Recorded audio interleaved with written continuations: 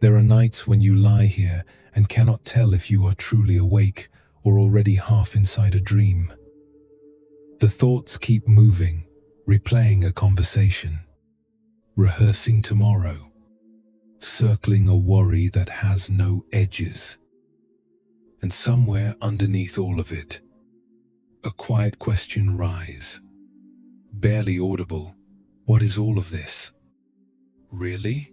Buddhist teachers across many centuries and many traditions have asked the same question, not as an abstract puzzle, but as a living practice, a way of holding the ordinary moments of daily life more lightly, with more wonder, with less grinding urgency.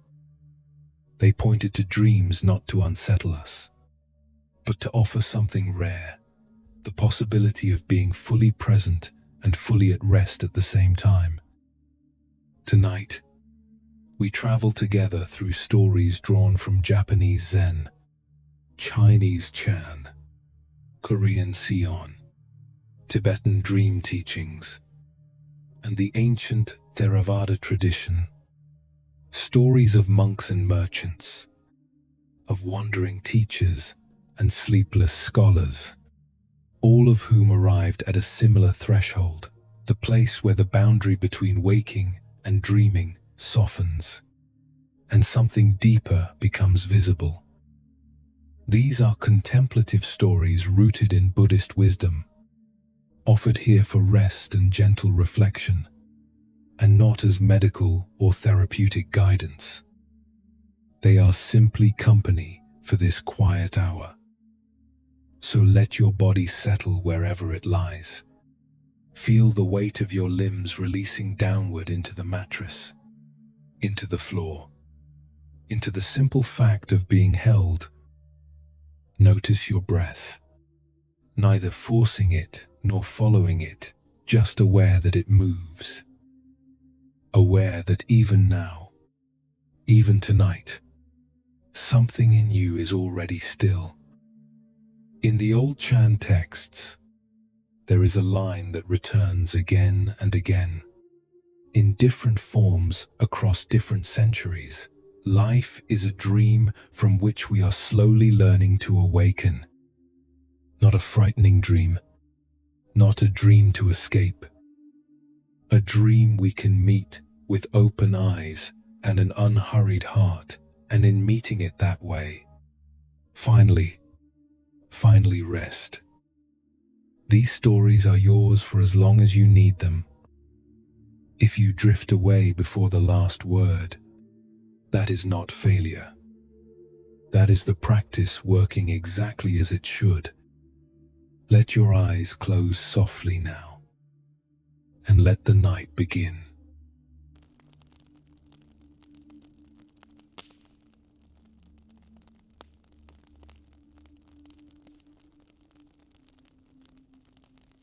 In the 17th century, in the province of Harima on Japan's Seto Inland Sea coast, there was a boy who could not stop asking questions that no one around him could answer.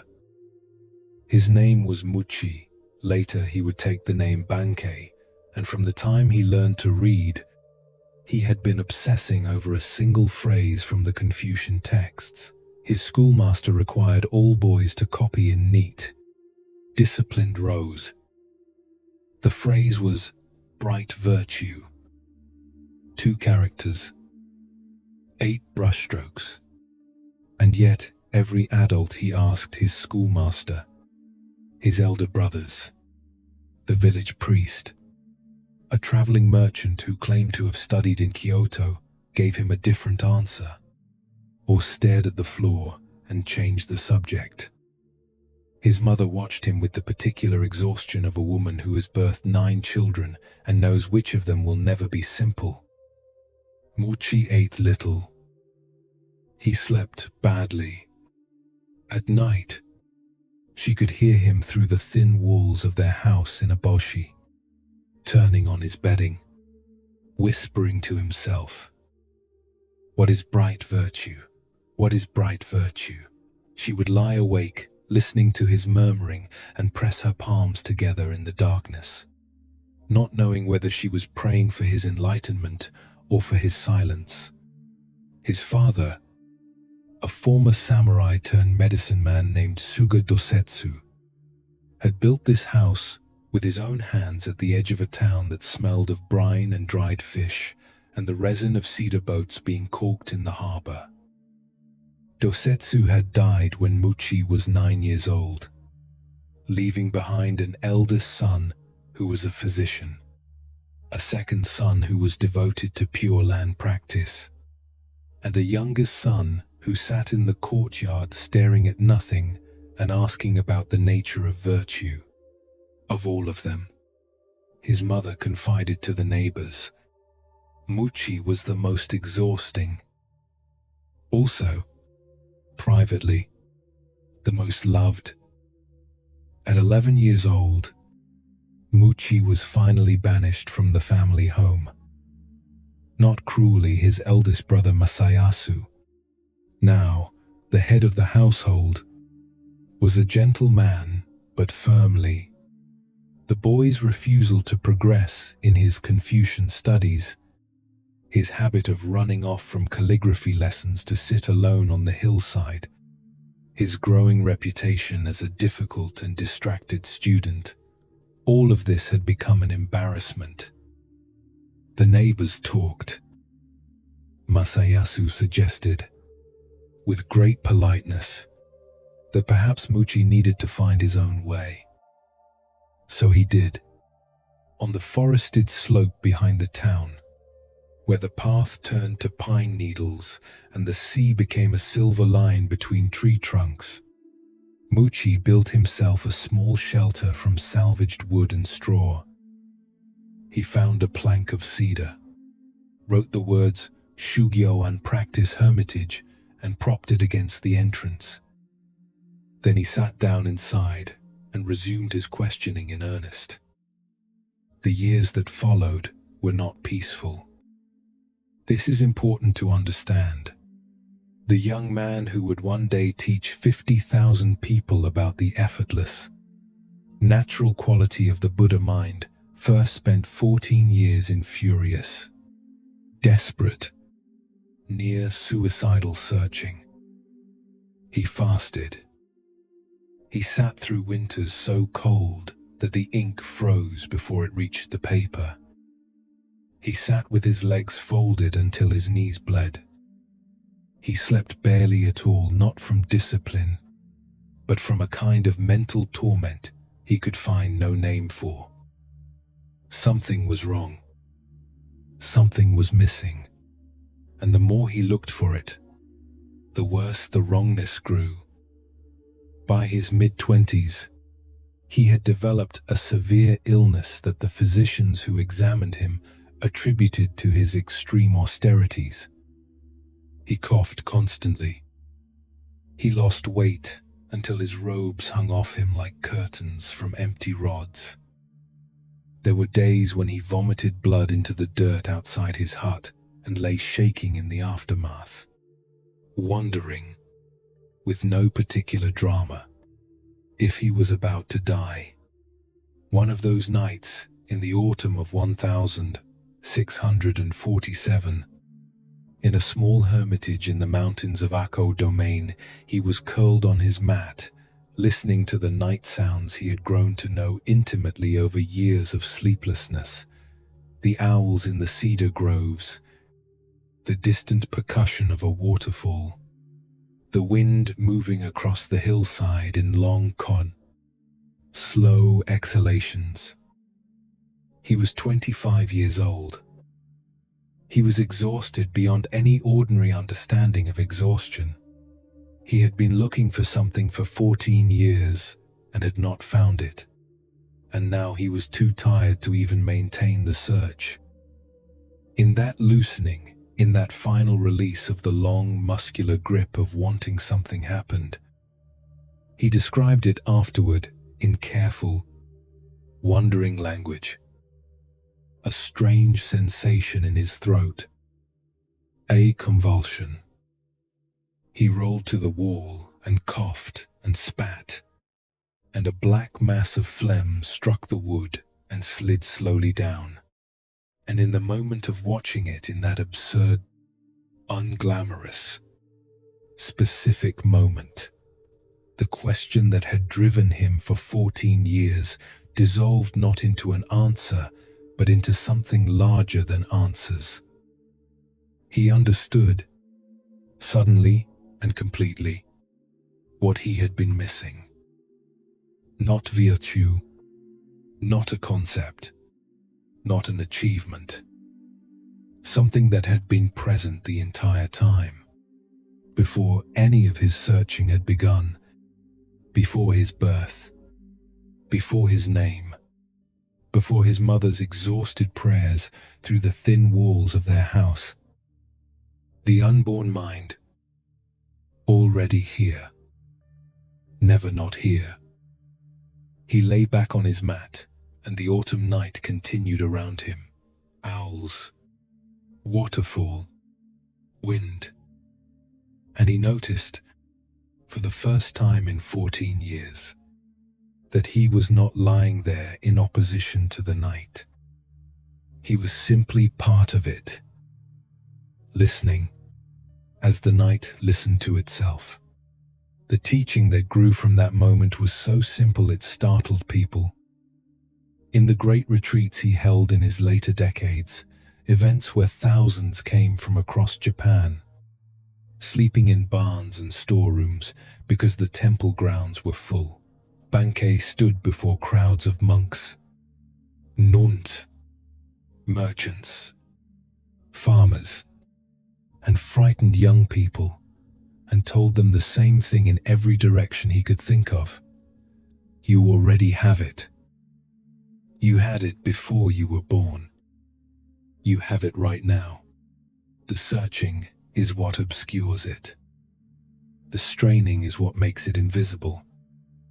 What you think you lack, you have never lacked. What you think you have lost, you have never lost. He was gentle when he said these things.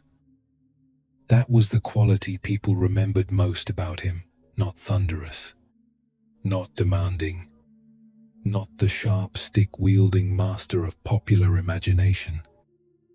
He laughed often. He addressed noble women and fish merchants with the same unhurried respect.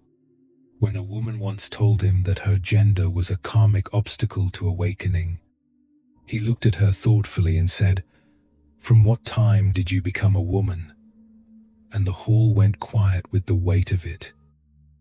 Near the end of his life, when his students gathered around him and begged him for a final poem, the customary Zen farewell, a few crystalline lines to carry them forward, he considered for a moment and then declined. He told them to listen instead to the sounds of everyday life.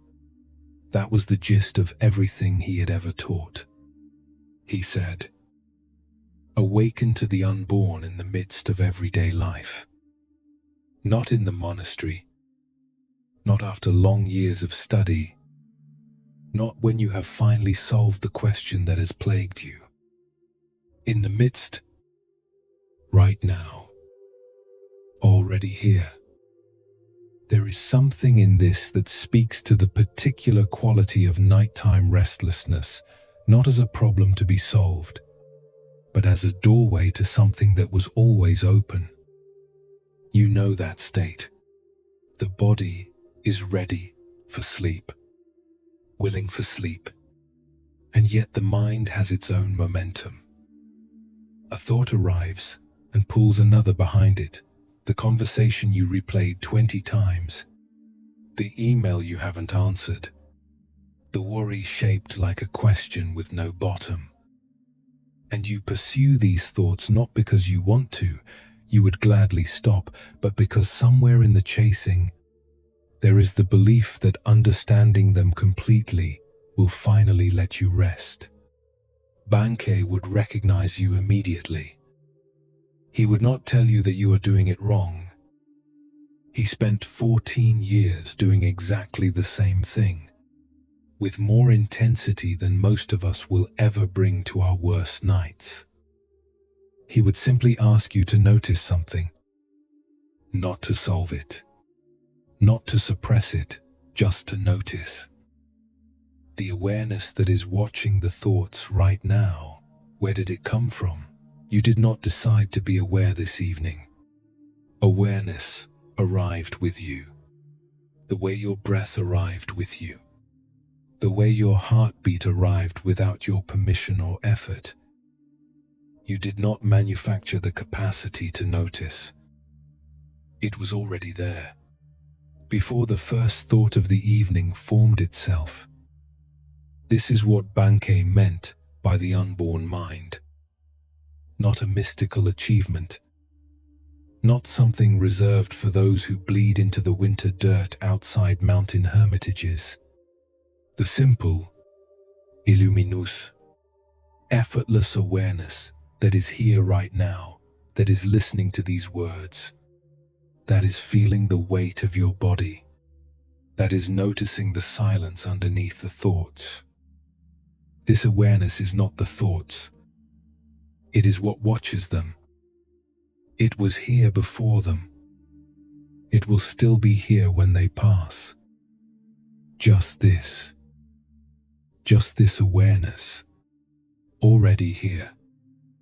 Just this breath, already moving. Just this body, already held by the night, by the darkness, by the simple fact of being alive without having to earn it. There is a particular kind of suffering that comes from being very intelligent in the wrong direction.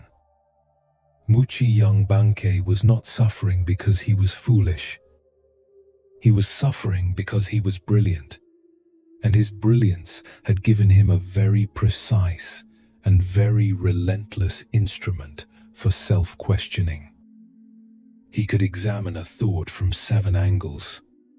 He could find the flaw in every answer he received. He could sustain a line of inquiry through cold and hunger and illness with a focus that would have made him a great scholar, a great mathematician, a great merchant, anything. Really, if he had been able to turn it off. You may recognize something of this in yourself. Not the mountain hermitage, not the 14 years, but the quality of the mind that will not let a question go. The part of you that lies awake at 2 in the morning and thinks, if I just figure this out completely, then I can sleep.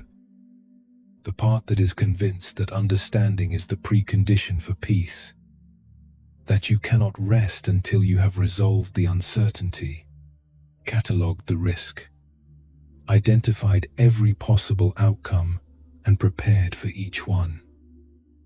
This is not a flaw. This is a mind doing exactly what minds do. Minds are search engines.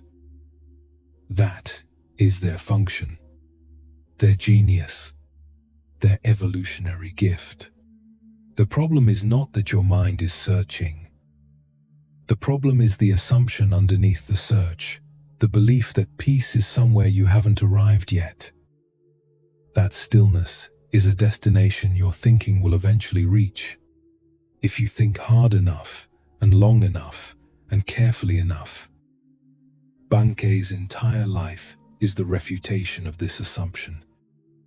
Peace was not waiting at the end of 14 years of effort. Peace was present on the first night in the hermitage, and on the worst night of the illness, and on every ordinary afternoon in between. It was simply invisible, obscured by the intensity of the seeking.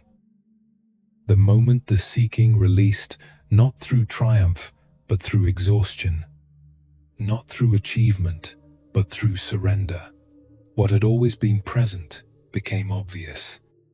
There is something in you that is prior to all of it, prior to the worry, prior to the plans, prior to the catalogue of things undone, prior to the thoughts themselves.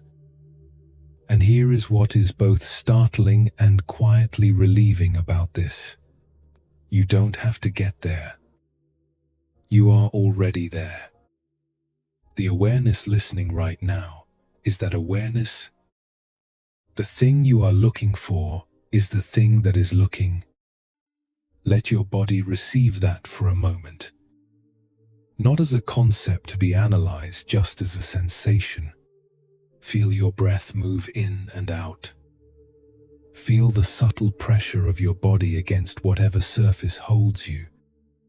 Notice that noticing is happening effortlessly, without your instruction. You did not decide to be conscious tonight. Consciousness arrived. The unborn mind, luminous, awake, prior to any particular thought, is already doing its quiet work. You don't need to hurry it. You don't need to improve it. You don't need to understand it to live inside it. Just this open awareness, just this breath, just this body, released into the ordinary miracle of the night. If your eyes are growing heavy, let them close. If your thoughts are beginning to blur at their edges, let them blur. You don't need to stay awake for this understanding to reach you. In fact, Bankei might say the opposite. The loosening of the grip is exactly where it arrives. Rest now. Rest in the knowing that the searching can pause. The mind that was looking so hard it can put down its lantern for a little while. The unborn mind needs no lantern. It shines without trying. Thinking back over the past, you find it was an evening's dream. He wrote that in the mountains of Yoshino, in one of the songs he composed for the people of a drought-stricken village. An evening's dream. Not dismissive, not nihilistic. Just honest about the lightness of things when you are no longer gripping them. Let your evening's thoughts drift now the way clouds move across the sky. You can't see but know is there above the ceiling, above the roof, vast and dark and full of stars. The thoughts are moving. You are not the thoughts. You are the sky through which they pass. Don't forget if you drift away before the last word. That is not failure. That is the practice working exactly as it should. Let your eyes be heavy. Let the breath carry you. And as that spacious knowing settles beneath the body's weight, we travel now along a different river, eastward through time and westward through the world, to a night in ancient China, where a philosopher named Zhuangzi was falling asleep in his garden and was about to wake up as something he had never expected to be.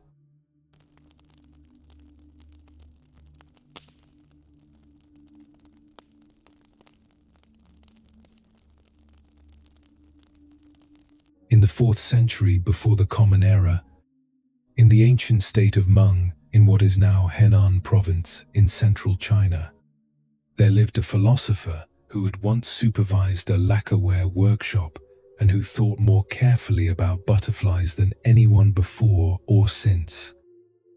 His name was Zhuangzi, though history would call him Zhuangzi Master Zhuang, and the world he was born into was one of the most turbulent in Chinese history. The Warring States period, as it is now known, was not a metaphor. States rose and burned and were absorbed by other states. Armies moved across the yellow plains like dark stains. The philosophers of the age, and there were many, how to build proper society, how to make human beings behave well toward one another. Confucians argued for ritual and duty. Legalists argued for strict law. Mohists argued for universal love administered with mathematical precision. And then There was Zhuangzi, who had supervised a lacquerware workshop and who wanted everyone to stop trying so hard. His contemporaries found him maddening. He turned every serious argument into a parable about fish, or cooks, or enormous birds. He treated the noble pursuit of governing human affairs with the same bemused affection he applied to the behavior of cicadas. He was fond of pointing out that a mushroom cannot know what spring and autumn feel like, because its life is too brief. He was equally fond of pointing out that, from the perspective of a morning mushroom, a person's entire lifetime would look like a dream. He was not a monk. He was not an ascetic. He cooked his own food, wore plain clothes, lived in a house with a leaking roof with great equanimity, and spent considerable time walking alone along the rivers of Mung, watching the water and thinking. His closest friend was a philosopher named Huizi, with whom he argued cheerfully for decades about whether fish could be happy and whether words could contain meaning and whether the world was, at bottom, one thing or many things. They never agreed. They kept arguing anyway. This was friendship. One afternoon in what was probably late summer, the sorghum fields amber in the evening light. The river, running low and warm between its clay banks, Zhuangzi fell asleep under a mulberry tree. This is not unusual. Philosophers fall asleep under trees. What followed, however, was not ordinary sleep. He dreamed he was a butterfly.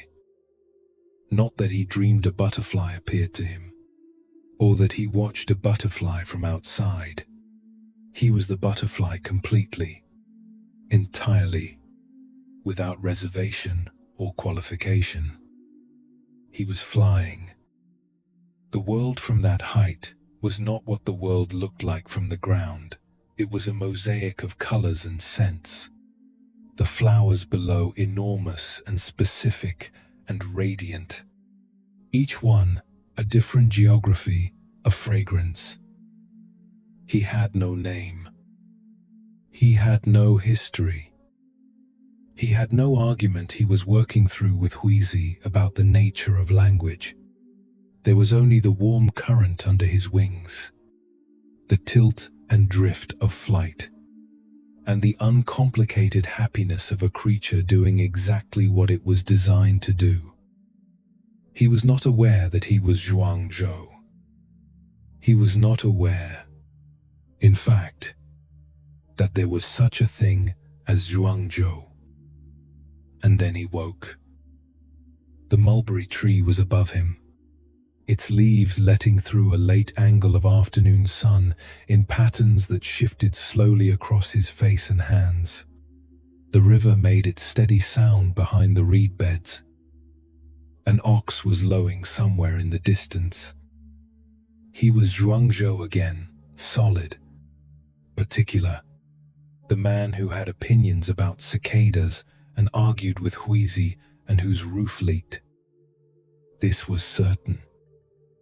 And yet, for a moment, one of those moments between sleep and full waking that has its own particular quality of openness. When the mind has not yet fully reassembled its defenses, he lay completely still under the mulberry tree and sat with a question. Was he Zhuangzi, who had just dreamed he was a butterfly? Or was he a butterfly, who was now dreaming he was Zhuangzi? He held this question the way you hold a stone you've just found in a river, turning it slowly, feeling its weight, not sure yet whether it is remarkable or whether it only appears that way because of the light. Between Zhuangzi and the butterfly, he wrote later, there must necessarily be some distinction, and yet he could not. In that moment, to find the thread that would let him pull one reality to the front and declare the other the dream. He called what he had experienced Wu Hua, the transformation of things. Not an argument, not a proof. A name for the way existence moves between forms without announcing which form is the true one. He sat up slowly. The sun had moved. His back was stiff. He was hungry, which suggested rather powerfully that he was still Zhuangzi, who had a body that required feeding. He stood, stretched, and walked back toward his house and his leaking roof and his dinner. But he walked differently. Not dramatically differently. He was not transfigured, not glowing, not delivering pronouncements to the empty fields. He walked like a man who had been asked a question he could not answer, and who had decided, after careful consideration, that the inability to answer it was itself a teaching. The transformation of things, the continuous flowing of existence from one form into another, with no hard edges between states, no moment when the caterpillar finishes and the butterfly begins, no precise threshold where sleep ends and waking consciousness returns to full solidity. He wrote about the dream in the book his students would later compile and preserve, placing it at the end of a chapter about the equality of all things, the chapter in which he argued that, from a perspective large enough, all the distinctions human beings fight so hard to maintain, right and wrong, this and that, self and other, waking and dreaming, are differences of degree, not kind, tributaries of the same river, each calling itself the whole river. The Chan teachers who came centuries later read this dream carefully. They recognized in it something that their own sitting practice pointed toward, the way the mind, in stillness, begins to loosen its grip on its own certainty about what it is. A meditator sitting for long enough begins to notice that the self is not a fixed object, but a process, a continuous act of remembering and constructing, happening so quickly and habitually that it feels like a thing rather than a happening.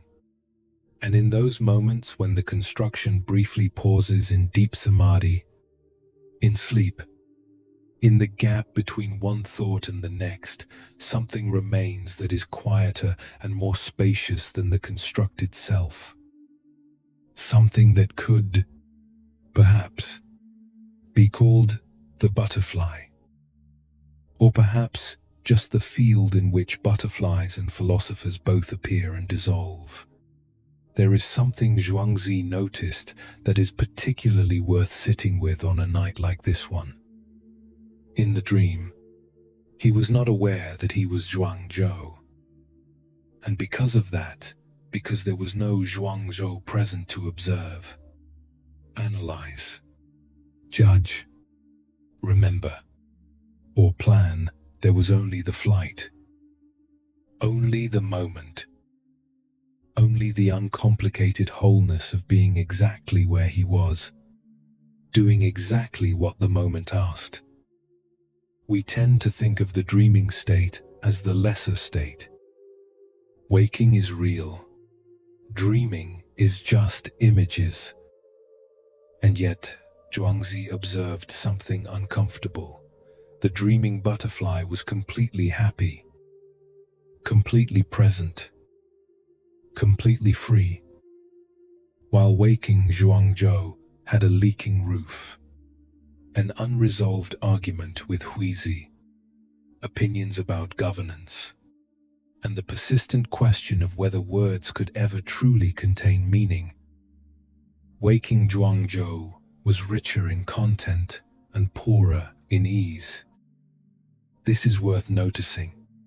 The mind that lies awake at night and turns things over, that revisits the conversation, rehearses the explanation, catalogues the concerns that mind is, in its way, working very hard to be Zhuangzi, working very hard to maintain the identity, the continuity, the unbroken thread of self that connects yesterday's mistakes to tomorrow's possibilities.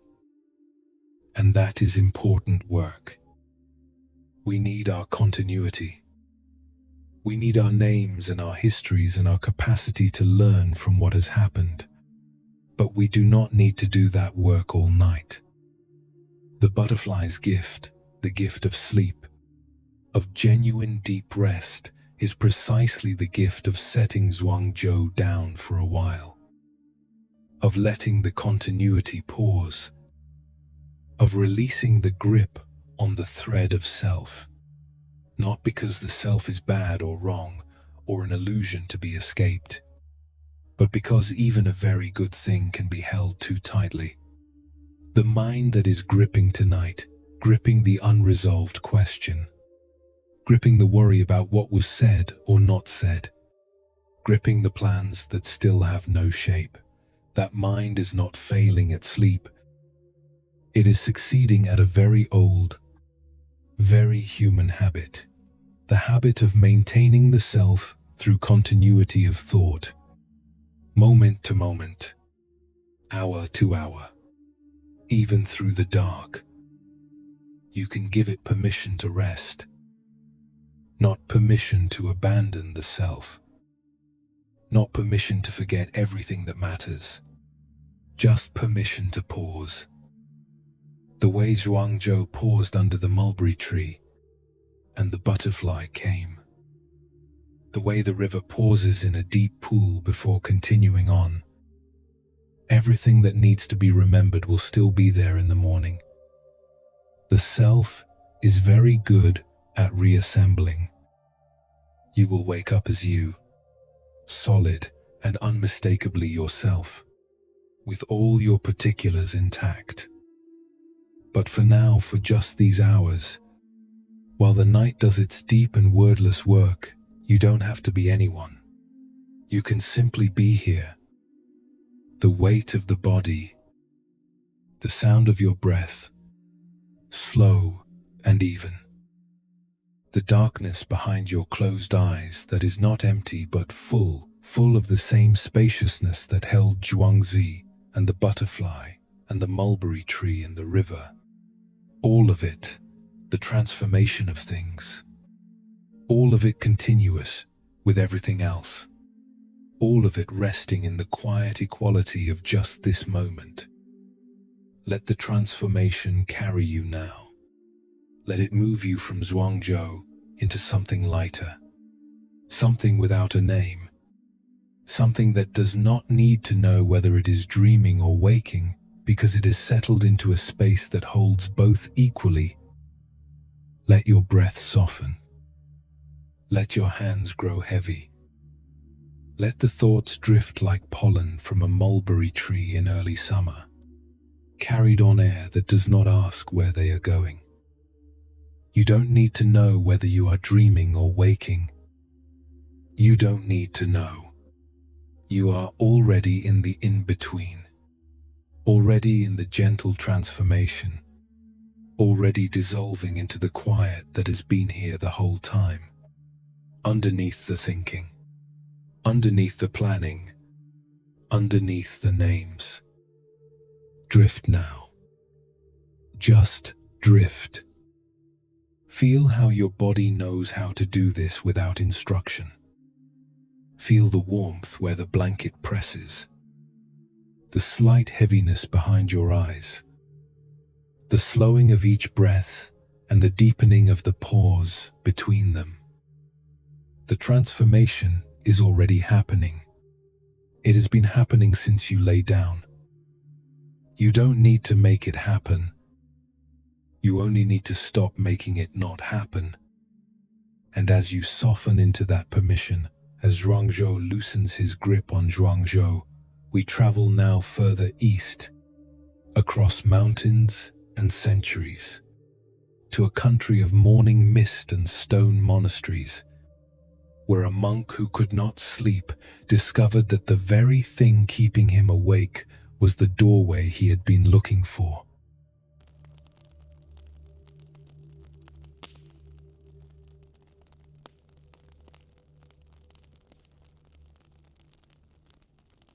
In the 12th century of the Goryeo kingdom, on a mountain in the southern reaches of the Korean peninsula, there was a young monk who had not slept properly in 6 months. His name was Hiok. He had come to Zhuangzi, the monastery the great teacher Jinul had built on the slopes of Mount Jogye at the age of 18. Having walked 4 days from the coastal village where his father repaired fishing nets and his mother dried squid on wooden racks in the salt wind. He had not come seeking comfort. He had come seeking truth. And in the 6 months since his arrival, truth had proved to be both closer and more impossible than anything he had imagined. The monastery sat where the mountain folded into itself, half hidden by old cedar forests, whose roots had fractured the granite over centuries into something that looked almost deliberate, like the work of patient hands. In autumn, the maples along the lower slopes went red and gold simultaneously, so that the mountain appeared to be burning quietly and without urgency from the bottom up. In winter, which was just arriving now, the cedars held their snow in long horizontal shelves, and the paths between the meditation hall and the kitchen and the dormitory were swept clean each morning before the bell rang for early practice, leaving precise dark ribbons of stone cutting through white. Hiok had arrived in early spring, when the azaleas on the lower paths were still in bloom, and the air smelled of pine resin, and the distant sea carried on wind from the southwest. He had taken his place in the meditation hall with the other junior monks, 12 of them, seated in 2 rows on thick meditation cushions that smelled of hemp and old incense, and had received from the senior monk his Huadu. A Huadu is a question, not an ordinary question with an answer buried somewhere at the end of careful reasoning. A Huadu is a question designed to exhaust the reasoning mind, to press against it so continuously and so firmly that the reasoning mind eventually falls away. The way ice falls from cedar branches in spring, not because something strikes it, but because the warmth finally reaches it from all sides at once. The particular Huadu Hiok received was this: "What is this?" Just that. 3 syllables in Korean, 1 character in Chinese. What is this? Not, what is the Buddha? Not, what is enlightenment? What is this present moment? This awareness, this whatever it is that looks out through your eyes and hears with your ears and does not know its own name. The senior monk told Hiok to hold this question the way a farmer holds the handle of a plow, not gripping, not forcing, but present with it, moving through every moment of the day with the question alive underneath everything else. While eating, what is this? While sweeping, what is this? While the bell rings in the pre-dawn dark and the body rises unwilling from its blanket, what is this? What Hiok had not been prepared for was the way the question would keep him awake. It was not that he found meditation difficult.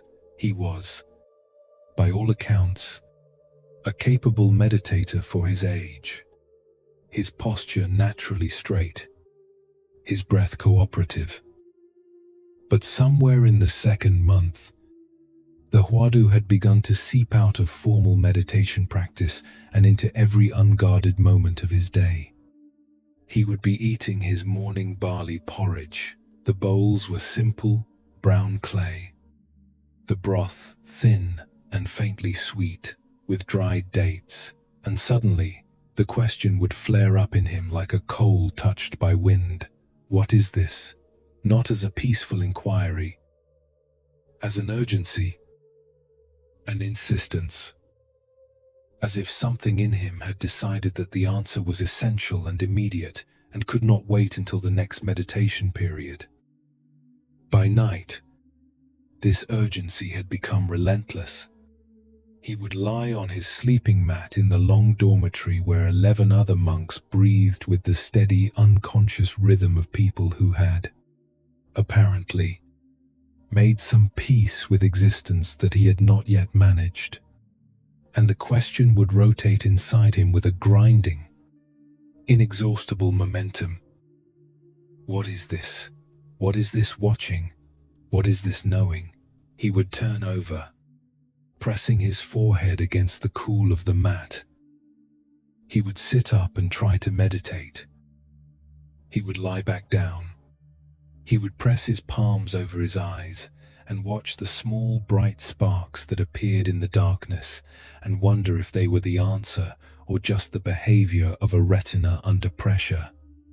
In the 4th month, he went to the head monk, an older man named Seonwol, who had practiced Huadu for 30 years and whose face had achieved a particular quality of weathered stillness that Hiok desperately wanted and suspected he would not arrive at in this lifetime, and told him about the sleeplessness.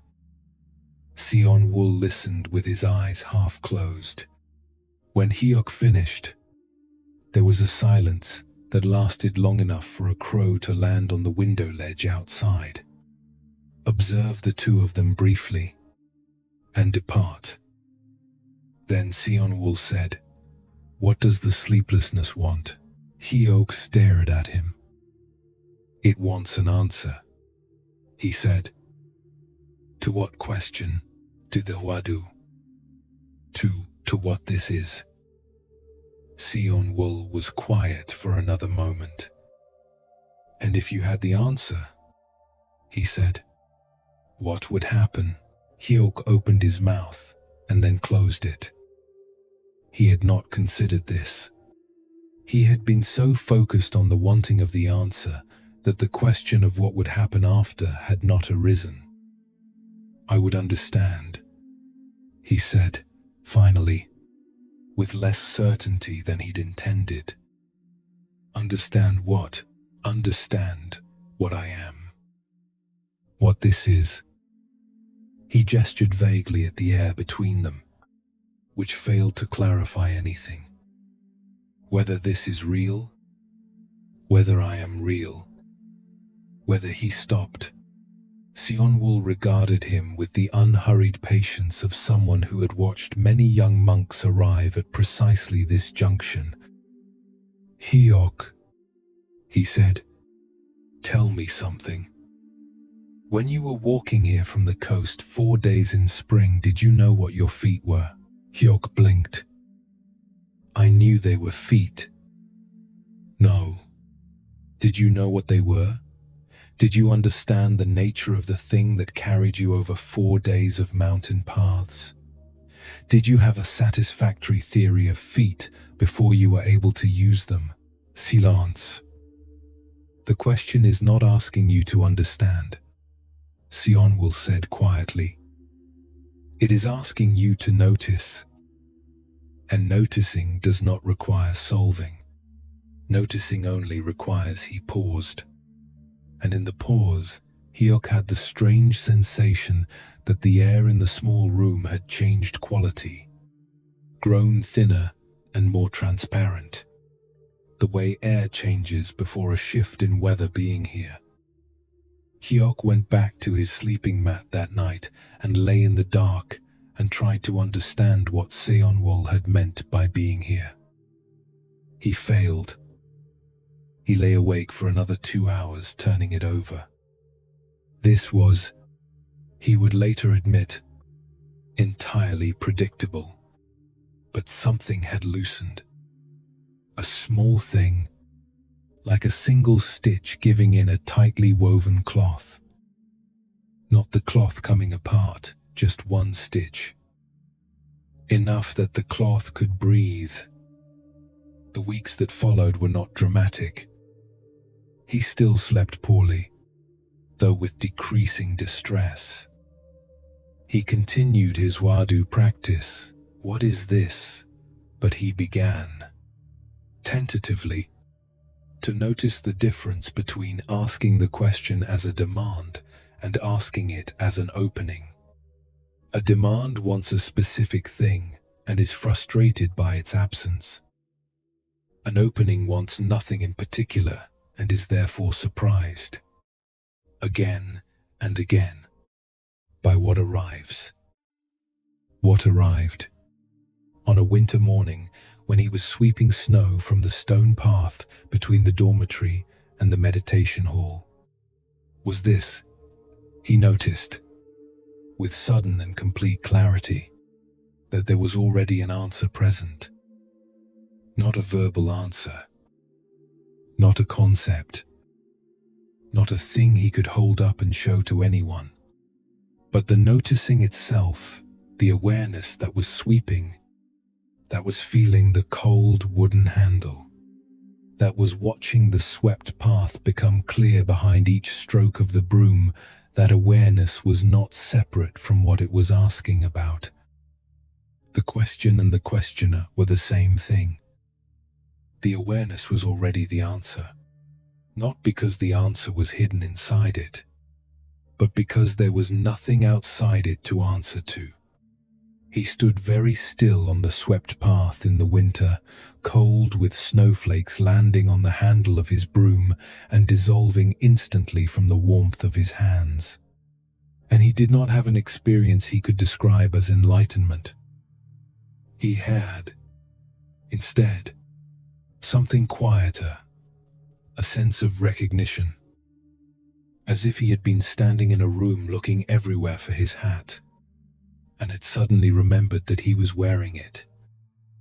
He swept the rest of the path. He went to morning practice. He ate his barley porridge. That night, he slept. Story 3 moves now into pattern recognition, because what Hiok's sleeplessness revealed was not a failure of practice, but the most fundamental pattern the mind runs in times of distress. It is the pattern of conditional permission, the belief that rest is something you earn, that stillness is something you arrive at after sufficient understanding, that the question must be resolved before the body is allowed to release. You may know this pattern intimately, not as a monk with a Huadu, but as a person with a mind. The way a worry will cycle through its rotation not once or twice, but 12, 15, 20 times. Not because the worry needs that much attention, but because the mind believes somewhere underneath the repetition that if it turns the problem over often enough, an angle will appear that makes everything safe. The way sleep becomes a condition. I will rest when I have figured this out. I will stop when I know what to do. I will let go when I am sure. This is the conditional permission. And it is a loop with no exit. Because understanding real, satisfying, complete understanding of the things that trouble us most almost never arrives on schedule. The answer doesn't come because you press harder. The answer comes when it comes, in the way the snow fell on Hiok's broom handle during an ordinary moment, during ordinary motion, during a pause in the pressing. Sionwul was pointing at something precise when he asked about the feet. Your feet have carried you your entire life. You have never understood them, not in any deep sense. Not the way a physicist might. Not the way a doctor might. Not the way a mystic might. You have never resolved the fundamental nature of the thing that walks you through your days. And yet you walk. You walk without waiting for the theory. You walk because walking does not require understanding. It requires only the willingness to step. Rest is like this. Sleep is like this. The body knows how to sleep. It has been sleeping since before you had a name for it, since before you had language for anything. The mechanism is ancient and reliable and requires nothing from your mind except, as Seon will said, absence. Not death. Not forgetting what matters. Simply the temporary withdrawal of the demanding mind. The mind that insists on more turning before it will allow the body to do what the body knows. What is this? What is this lying here in the dark? What is this weight against the mattress? This breath? This heartbeat? This warmth? The Huadu is still alive if you want it. You don't need an answer. You need only to let the question be present without turning it into a demand. Let it float. The way a boat floats, not striving forward, not anchored in place, just resting on the surface of something larger than itself. The awareness that is listening to these words right now, notice it. Not what it is thinking, not the content moving through it. Just the awareness itself. The thing that is here, that has been here since you lay down, that requires no effort and no achievement. Just this noticing, just this quiet, capable, undemanding presence that needs nothing from you tonight and will be here tomorrow and the next night and every night after. Patient and still and completely untroubled by the questions that trouble you. Feel your breath deepen now. One long, slow exhale. Let it out completely, all the way to the bottom of it. And in the space after the exhale, before the next breath begins, there is a brief pause where there is nothing asked of you at all. That pause, rest in that pause. Let it widen. You don't have to understand this. You only have to be here. And as that permission settles into the body like warmth entering cold fingers, like the slow arrival of spring into a mountain monastery, we move now further south and west across the dark water of the world, to an island of rain and mist, where a Tibetan teacher once asked a student the strangest question anyone had ever asked her, and the asking of it changed everything.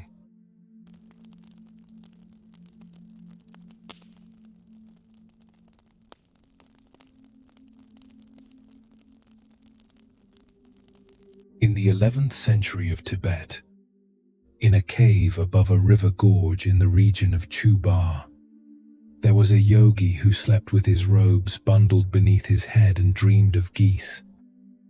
His name was Milarepa, which means cotton-clad Mila, and he had earned this name by wearing a single white cotton robe through winters that froze water solid in stone bowls. He was in his late 70s by the time this story begins, a small, weathered man whose skin had taken on a faint greenish tinge from decades of surviving largely on boiled nettle soup, and whose hands were so calloused from years of sitting on bare stone cave floors that students touched them as they might touch something both ancient and inexhaustible. He had been a murderer in his youth. He had spent years under a teacher who made him build and demolish stone towers with his bare hands while refusing him the teachings he sought. He had achieved enlightenment in a single lifetime, an accomplishment that Tibetan tradition regarded with the kind of reverent astonishment usually reserved for geological phenomena. And now he spent his final years in a cave, teaching the few students who found their way to him across the high passes and glacier fields of western Tibet. One of those students was Gampopa. Gampopa had arrived in Milarepa's life by way of 3 beggars and a moment of involuntary transformation. He was a physician monk from the region of Dagpo, trained in both medicine and the strict Kadam monastic tradition, a man of genuine attainment and considerable learning, which is to say, a man who had already acquired many of the things that would need to be set aside before he could receive what Milarepa had to give. He had heard of the cotton-clad yogi the way all of Tibet was slowly hearing of him, through the trembling voice of someone who had been there, who had sat in the cave's smoke and cold and heard the songs that Milarepa composed on the spot. Out of the living moment, the way a bird makes sound. Just hearing the name Milarepa, Gampopa's biographer reports, caused the hair to stand along his arms and tears to come without warning to his eyes. He sold his land. He walked for weeks across high mountain terrain. He found the cave. He walked into it. Milarepa looked up from his sleeping position, the robes bundled under his head, the cave walls dark with years of lamp smoke, and offered Gampopa a cup of chang, the Tibetan barley beer, which Gampopa, as a monk, was forbidden to drink. He hesitated. Milarepa fixed him with a look that contained something Gampopa later described as equal parts humor and total seriousness, and said, "Don't think so much. Just drink it." Gampopa drained the cup. Milarepa embraced him as a son. The 13 months that followed were among the most vivid of Gampopa's life. He was already an experienced meditator accomplished in the Kadam system, capable of 40 consecutive days of formal practice, intimate with the stages of the path as they were taught in the scholarly tradition he had trained in. But Milarepa's instruction moved in a different direction entirely, and Gampopa found himself in territory he had not known existed. He began to dream. Not the ordinary, story-shaped dreams he had known all his life, the ones that assembled themselves from the day's residue and played through the night like poorly organized theater. These were different, vivid beyond ordinary vividness, luminous in the way that a lake is luminous when a full moon sits directly above it, not reflected light, but something that seemed to come from within the water itself. He dreamed of Buddhas and vast fields of flowers, of teachers who spoke in voices that carried a kind of physical warmth he could feel when he woke, of symbols and images that seemed to have no connection to his daily life, but carried a weight of significance he could not articulate. He woke from one of these dreams in the early hours of the morning, the cave still dark, the fire reduced to a faint orange glow in the far corner where coals survived and lay still for a long moment, his heart beating with what he could only describe as joy. Something had happened in the dream, something significant. He was sure of it. He rose, forgot his robe entirely, and crossed the dark floor of the cave to where Milarepa was sleeping. The old yogi opened his eyes without apparent surprise. He looked at Gampopa for a moment with the particular quality of attention that Gampopa had come to recognize, unhurried, amused, radiantly present. "Tell me," said Milarepa. Gampopa sang. He sang all 24 images from the dream, the hat with its eagle above the crown, the green boots with silver buckles, the white silk robe with its red spots and golden threads, the sun and moon shining from his own heart, and when he had finished, the cave held a silence that was different from ordinary silence, denser and more attentive. Milarepa listened to all of it. Then he said, with great gentleness, "Your dream was very good, not bad." And then he said something that Gampopa carried for the rest of his life. Knowing that dreams are but illusions, you can bring them to the path. Do not attach yourself to either good or evil signs.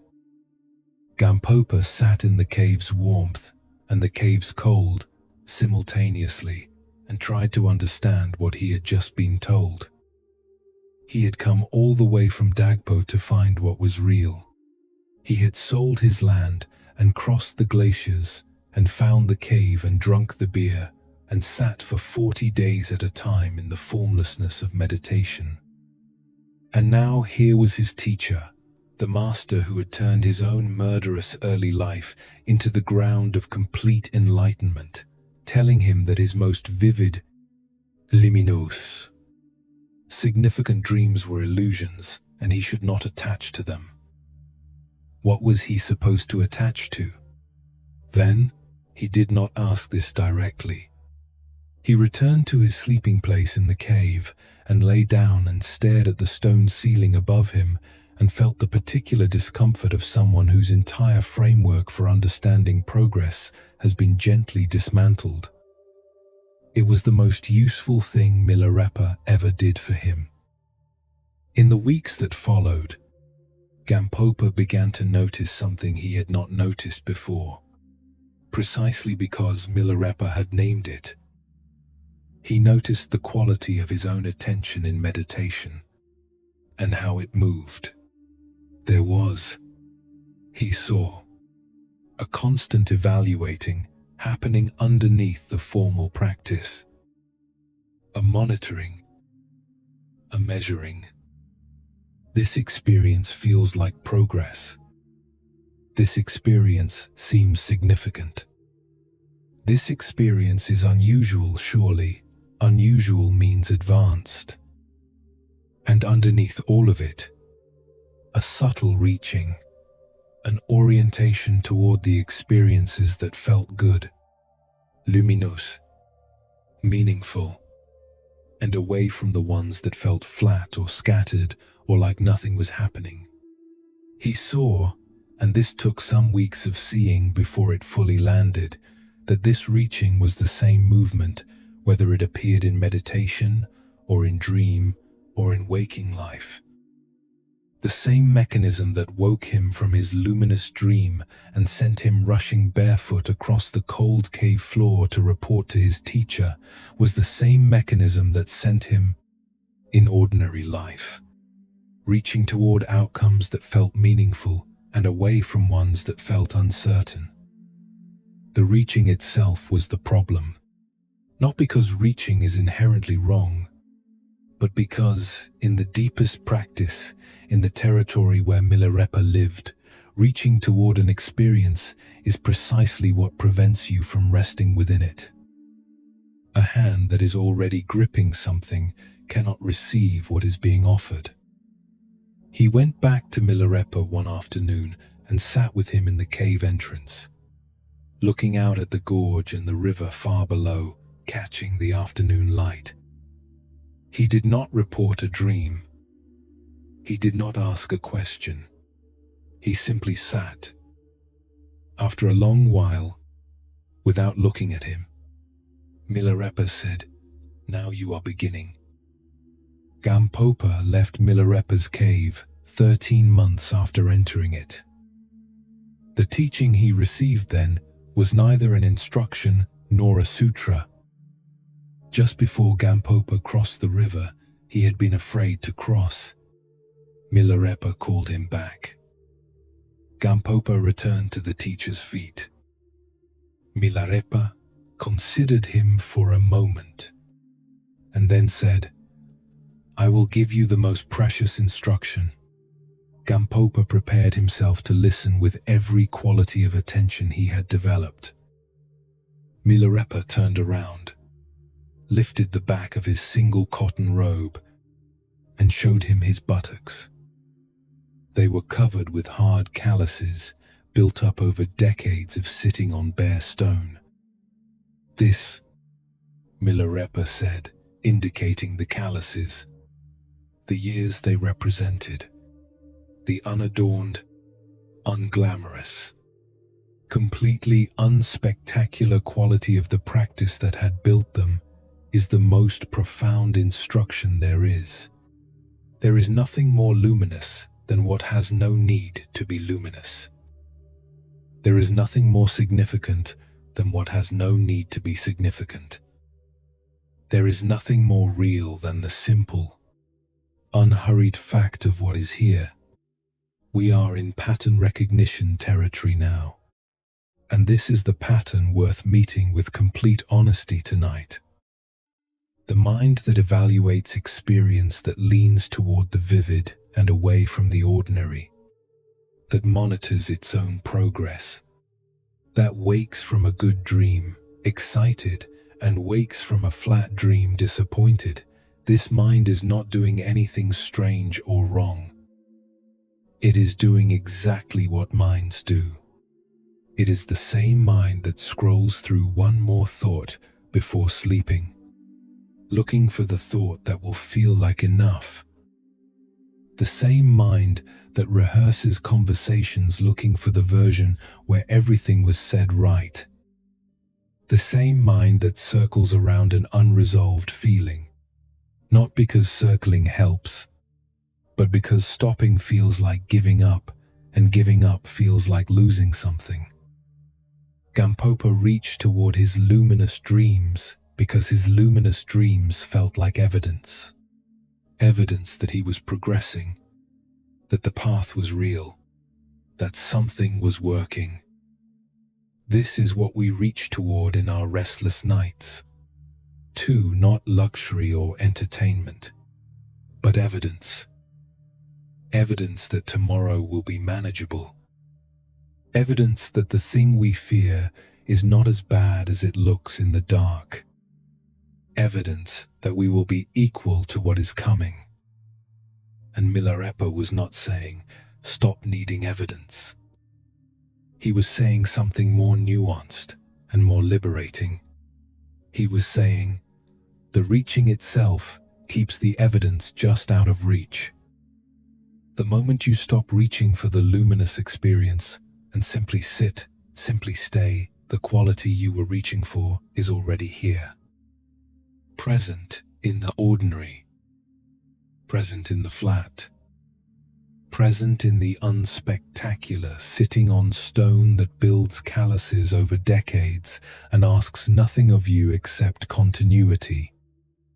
What if tonight, just tonight, you permitted yourself to stop evaluating, not to stop feeling, not to stop noticing, just to let this moment, with whatever quality it has, be enough. Not because it is the best moment, not because it is luminous or significant or progress, simply because it is the moment that is here. And it is enough because it is what there is. Your body is here. Your breath is moving. The warmth is present, or the coolness is present. And both are simply the temperature of this particular hour in this particular place. You don't need to improve it. You don't need to evaluate it. You don't need to compare it to the last night or the night before or the night you slept well in some other season. Just this. This ordinary, unremarkable, completely sufficient now. Let your shoulders drop. Let the breath do what it does. Let the thoughts that come be what they are, not evidence of failure, not evidence of success. Just thoughts moving through the space of a mind that is learning, slowly, to stop reaching and start resting. The calluses on Milarepa's hands were not the point. The years were the point. The years of just doing it, not looking for signs, not measuring progress, not waiting for the luminous experience, just sitting, night after night, on the unhurried stone of ordinary life. Tonight is your stone. This mattress, this darkness, this breath, this quiet. It does not need to be anything other than what it is. And in not needing it to be otherwise, in that gentle, spacious release of the reaching something settles. The way a fire settles when you stop feeding it wood and let it find its own warmth. It does not go out. It becomes something steadier, quieter, and more enduring than the flame that needed constant fuel. Feel that settling now. In the chest, in the hands, in the long muscles of the legs releasing their last held tension into the mattress. You are not performing rest. You are not achieving rest. You are simply stopping the opposition to rest. That was the only thing preventing it. Let the breath carry you. Let the body have this. Let tonight be what it is. And as that permission moves through you, as the reaching softens into simply being here, we travel now across a different kind of distance, to the warm and humid country of Thailand, where a monk in a forest was about to learn that the thing he feared most in his practice was also the thing that would set him entirely free.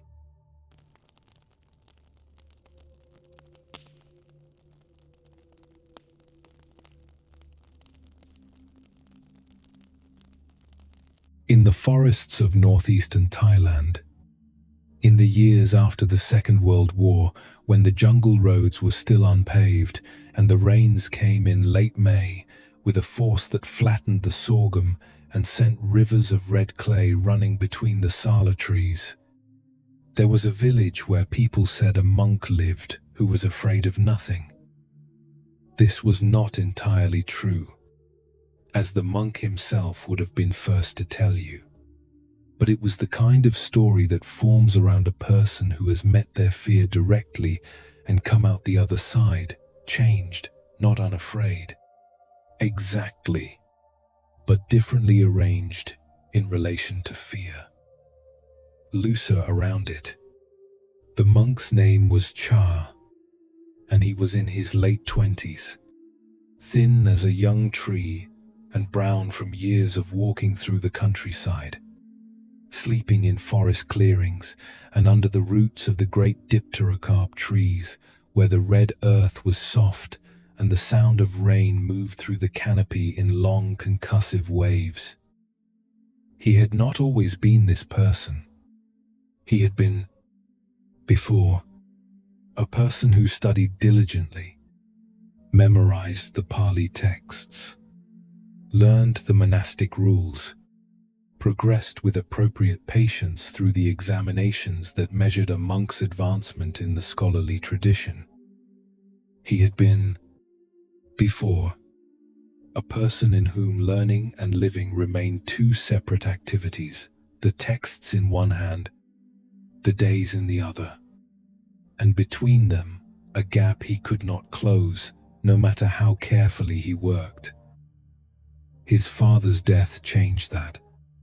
His father had been a farmer, a compact, the weathered man who knew the land around their village the way other people know their own names, who woke before sunrise to walk his fields and came in at dusk smelling of turned earth and rice straw.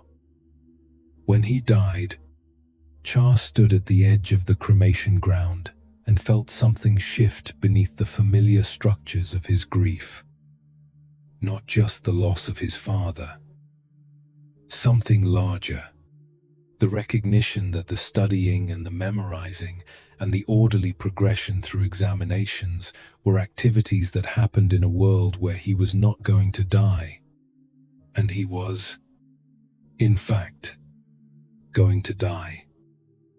The gap between the texts and the living had become, at that moment, the central problem of his existence. He left the monastery. He walked. For 7 years he walked through the forests of the northeast, through villages where people left food in his bowl at dawn, and watched him pass with the quiet regard one gives to something that does not quite belong to ordinary life. He slept in tiger country without much fear, because the tigers were at least honest about what they were. He slept in forests that his abbot had called cobra-infested, which proved accurate, and developed a relationship with cobras that was essentially one of mutual respect and spatial awareness. He slept in cremation grounds. This last one had a specific intention. The cremation ground outside a village in Surin province was used, as many were, on the edges of the forest, where the smoke from the pyres drifted into the canopy and the smell of incense could not quite cover the smell of what burning is. He arrived there at dusk and settled himself against a large boulder, with his back to the tree line and his face toward the open ground and the low mounds that marked the recent ashes. And he sat with the explicit intention of being afraid. He was afraid, comprehensively, physically afraid, the kind of fear that lives in the body rather than the mind, that reports itself as a tightening across the chest and a heightened alertness in the ears, that interprets every sound as potentially meaningful and every shadow as potentially animate. The darkness past the cremation ground's edge was not an absence of light, but a presence of something unnameable, and his mind supplied it with shapes. He did not leave. He did not try to think his way out of the fear. He did not recite texts at it. He sat with it the way one sits with a difficult companion who is also, unavoidably, oneself present, attending, without the pretense that being somewhere else would help. And in the long hours of sitting with it, something happened that he had not anticipated. The fear did not go away, but it became smaller than he was. It was still fear, real, physical, present in his chest and ears, but he was larger than it now. He contained it rather than it containing him. By morning, when the light came sideways through the trees and the birds began their sequential announcements of the day, he was sitting very still and feeling something that took him time to name. Not peace, exactly. More like openness. A quality of having been pressed against the truth and survived, not because the truth was gentle, but because he had stopped opposing it. He eventually settled. In 1954, in a forest near his home village in Ubon province, a forest that local people called Pa Pong, and that had a reputation for cobras and malarial mosquitoes and the ghosts of the unhappily dead. This was, he said, with complete equanimity, ideal. A forest with a bad reputation would not attract people looking for comfortable spiritual tourism. It would attract people seriously interested in practice. The monastery grew nonetheless. Slowly at first, then with increasing momentum, as word spread of a teacher who could not be flattered or alarmed, who laughed readily and spoke with unsentimental directness, who accepted Western students with the same brisk lack of special treatment he gave everyone. The monks swept the paths and boiled the rice, and sat in meditation and ate 1 meal a day and listened to Ajahn Chah, which was what they called him now, Teacher Cha explained the nature of suffering with the unhurried patience of someone who had been through the full territory and returned with a reliable map. One of those students was a young monk named Dor, who had come to the monastery from a family of school teachers in the provincial capital, people who valued precision and correctness, who built their security on knowing the right answer. Dor had been practicing for 2 years and was, by all visible measures, doing well. His posture and meditation was excellent. His understanding of the suttas was sound. His behavior was impeccable. His mindfulness consistent. His daily reports to his senior monk thoughtful and articulate. What was also true, though he had not said it to anyone, was that he had not slept well in months. The source of this was something he was almost embarrassed to name. It was, at its core, the future. Not any specific future event, not illness or poverty or failure, but the future as a concept, as the territory through which everything he valued would eventually have to pass and be changed or destroyed. His mother, who was well and who sent dried fruit on festival days wrapped in banana leaf. The monastery itself, still new enough that the wood of the main sala smelled of fresh sap, the particular quality of early morning in the forest, which he had come to love with a completeness that surprised him. The way birdsong moved through the canopy in overlapping circles of sound that overlapped and separated and overlapped again. He knew with his scholar's precise knowledge that all of this was impermanent. The texts were clear, but knowing it and resting in the knowing were, he was discovering, entirely different activities. He was lying awake holding on, holding these things he loved at a distance from the impermanence he knew was coming for them, constructing, each night, a kind of internal wall between now and the inevitable. One morning after a particularly fragmented night, he found himself sitting with Ajahn Chah on the steps of the teacher's small kuti, which was open to a view of the forest and the path that monks walked at dawn, returning from alms round. A carved teak tea set sat on the low table between them, including a single glass that caught the morning light in a way that made the water inside it appear briefly luminous. Ajahn Chah picked up the glass. He turned it slowly in his hands, letting the light move through it. "You see this glass?" he said. Dor looked at it. He could see it was beautiful old, probably the glass slightly amber tinted with age, perfectly balanced, the kind of object that had accumulated time like warmth. "This glass is already broken," said Ajahn Chah. He said it without drama. Simply, the way one states a fact about weather. Dor waited. "I enjoy it." Ajahn Chah continued. "I drink from it. It holds water admirably. When the light comes through it in the morning, it shows me something beautiful. If I tap it," he tapped it lightly with one finger, and it rang with a small clear tone that moved out into the morning air and dissolved. "It rings like that. But one day the wind will knock it from the shelf, or my own careless elbow.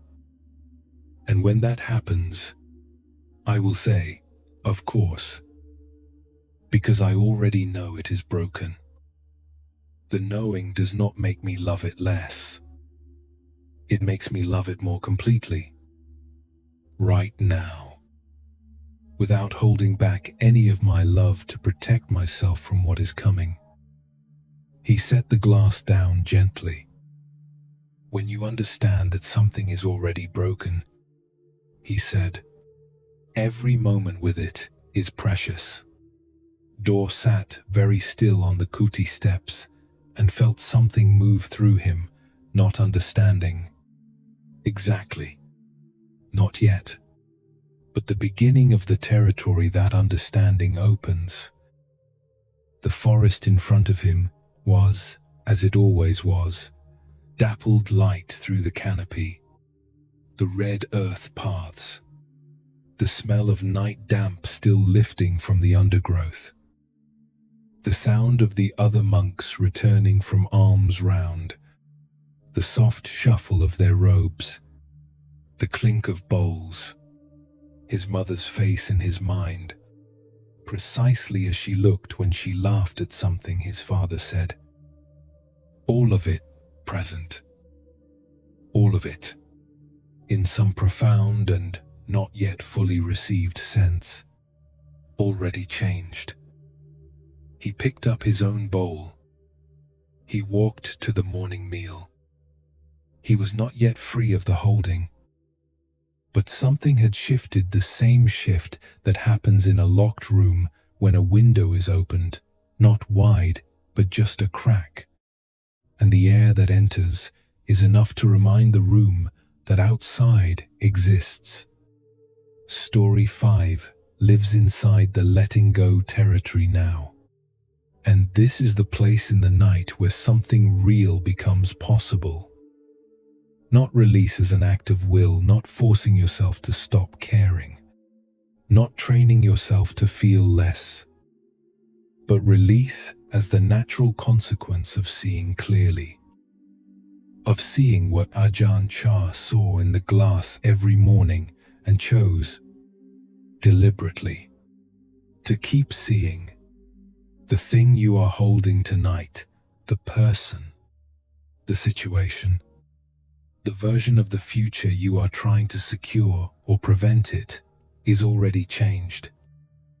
This is not a threat. It is not a cruel thing to say in the dark.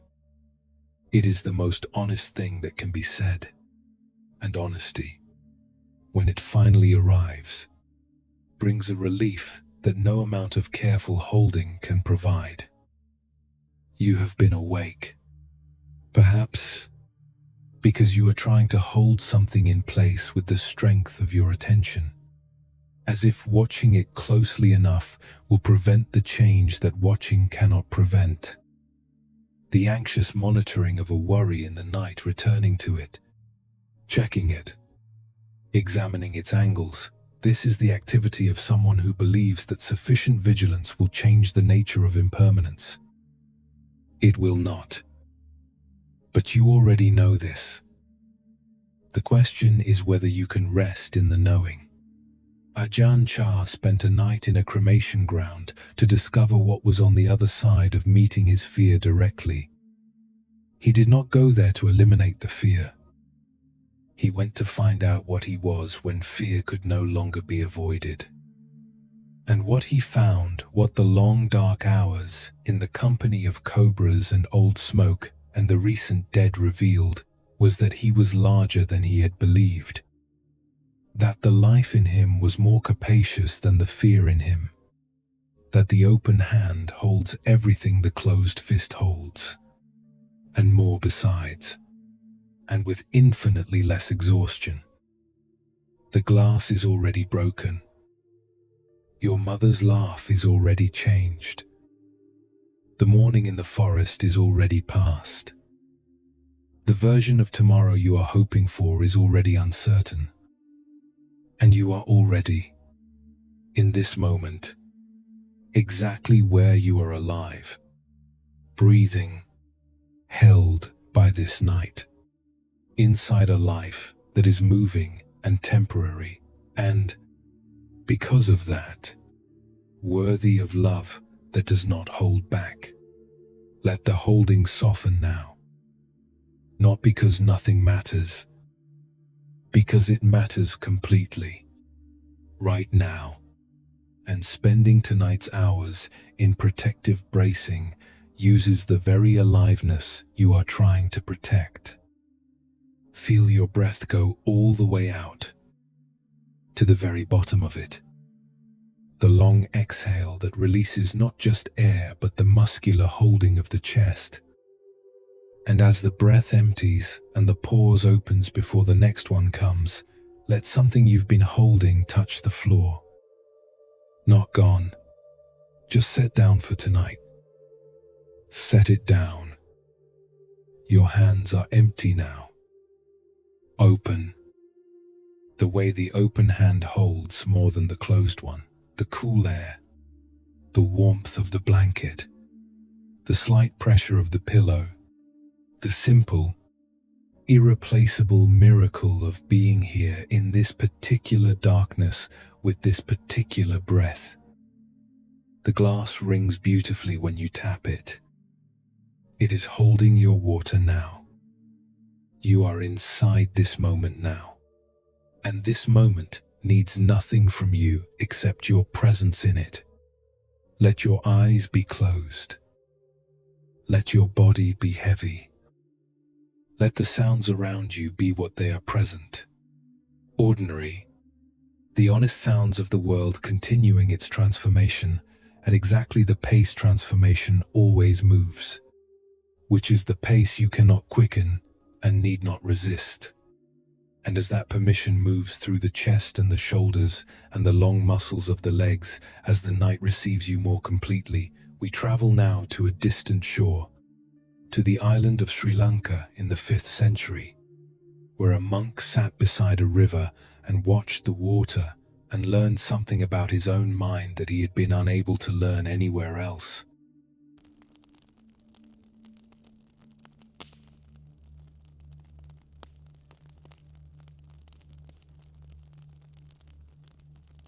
In the 5th century of the Common Era, on the island of Lanka, in the ancient capital city of Anuradhapura, where the rain fell in long silver curtains in the monsoon months, and the air smelled permanently of frangipani and old stone, and the slow decay of vast lotus ponds. There was a monastery so old that parts of it had become geology. The Mahavihara, the great monastery, had been founded 6 centuries before Buddhaghosa arrived. In the reign of a king whose name was Devanampiya Tissa, at a time when Buddhism had only recently crossed the ocean from India, carried by the monk Mahinda in a boat through weather, both the travelers and the tradition remembered as particularly favorable. In the centuries since, the monastery had accumulated monks and manuscripts and centuries of Sinhala commentary, the way coral accumulates growth slowly, layer upon layer, each generation adding its understanding atop the last, until by the 5th century, the library was a living organism of such complexity that most of those who worked within it had mastered perhaps a portion of what it contained and accepted the rest on faith. Into this ancient institution, in approximately the year 420 of the Common Era, walked a man from India. His name in Pali meant voice of the Buddha.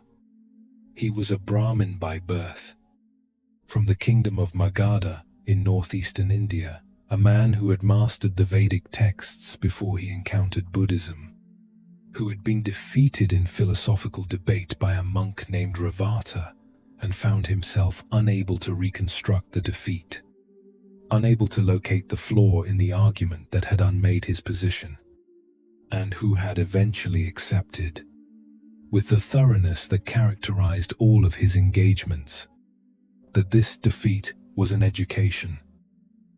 He converted. He studied. He arrived at the Mahavihara some years later carrying the request to translate the accumulated Sinhala commentaries into Pali, the language the Theravada shared with its counterpart monasteries throughout the Buddhist world. The elder monks of the Mahavihara did not hand him the manuscripts.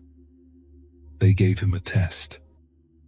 2 verses, 2 short passages from the suttas, barely a paragraph between them. Elaborate, they said. Show us what you know, what you understand, how you think. If your elaboration proves satisfactory, the library opens to you. If not, the library remains closed and you return to India. Buddhaghosa took the 2 verses. He went to a small cell in the guest quarters of the monastery, a room whose plastered walls had been whitened so many times that the surface was slightly curved. Accumulated layers of lime like the inside of a shell. He sat. He wrote. What emerged was not an elaboration of 2 verses. What emerged was the Visuddhimagga, the path of purification, an entire systematized map of the Theravada understanding of the Buddha's path to liberation, moving from virtue, through concentration, through wisdom, mapping the 40 objects of meditation, the stages of the path, the nature of insight, the anatomy of the mind examining itself. It was, by any measure, one of the most comprehensive documents the Buddhist tradition had produced, a work that would remain in active use 1,500 years later, consulted daily in monasteries from Thailand to Myanmar to the village libraries of rural Sri Lanka. He brought it to the elder monks. They read it, and then, according to the chronicle, something unusual happened. The manuscript disappeared. Not misplaced, not borrowed and not returned. Simply gone, the physical evidence of months of work, the hundreds of palm leaves inked in careful Pali, the organizational schema that had structured an entire tradition's practice into coherent form. Gone as if it had never been. Buddhaghosa sat with this for a period the chronicles do not specify. Then he wrote it again. The manuscript disappeared again. He wrote it a 3rd time. When the 3 versions were brought together and compared, when the elder monks placed the 3 manuscripts side by side and examined them with the thoroughness that the Theravada tradition brought to everything it valued, they found them identical. Not approximately identical. Not largely consistent with minor variations of phrasing. The normal marks of a writer remembering his own work. Identical in every respect. Every word. Every structural choice. Every ordering of argument and illustration and elaboration. Matched precisely across 3 separate acts of composition. The library opened. A young novice named Nanda had been assigned to assist Buddhaghosa during his residence, carrying the clay water vessel in the mornings, sweeping the path between the guest quarters and the library, making sure the oil lamp was filled before evening work.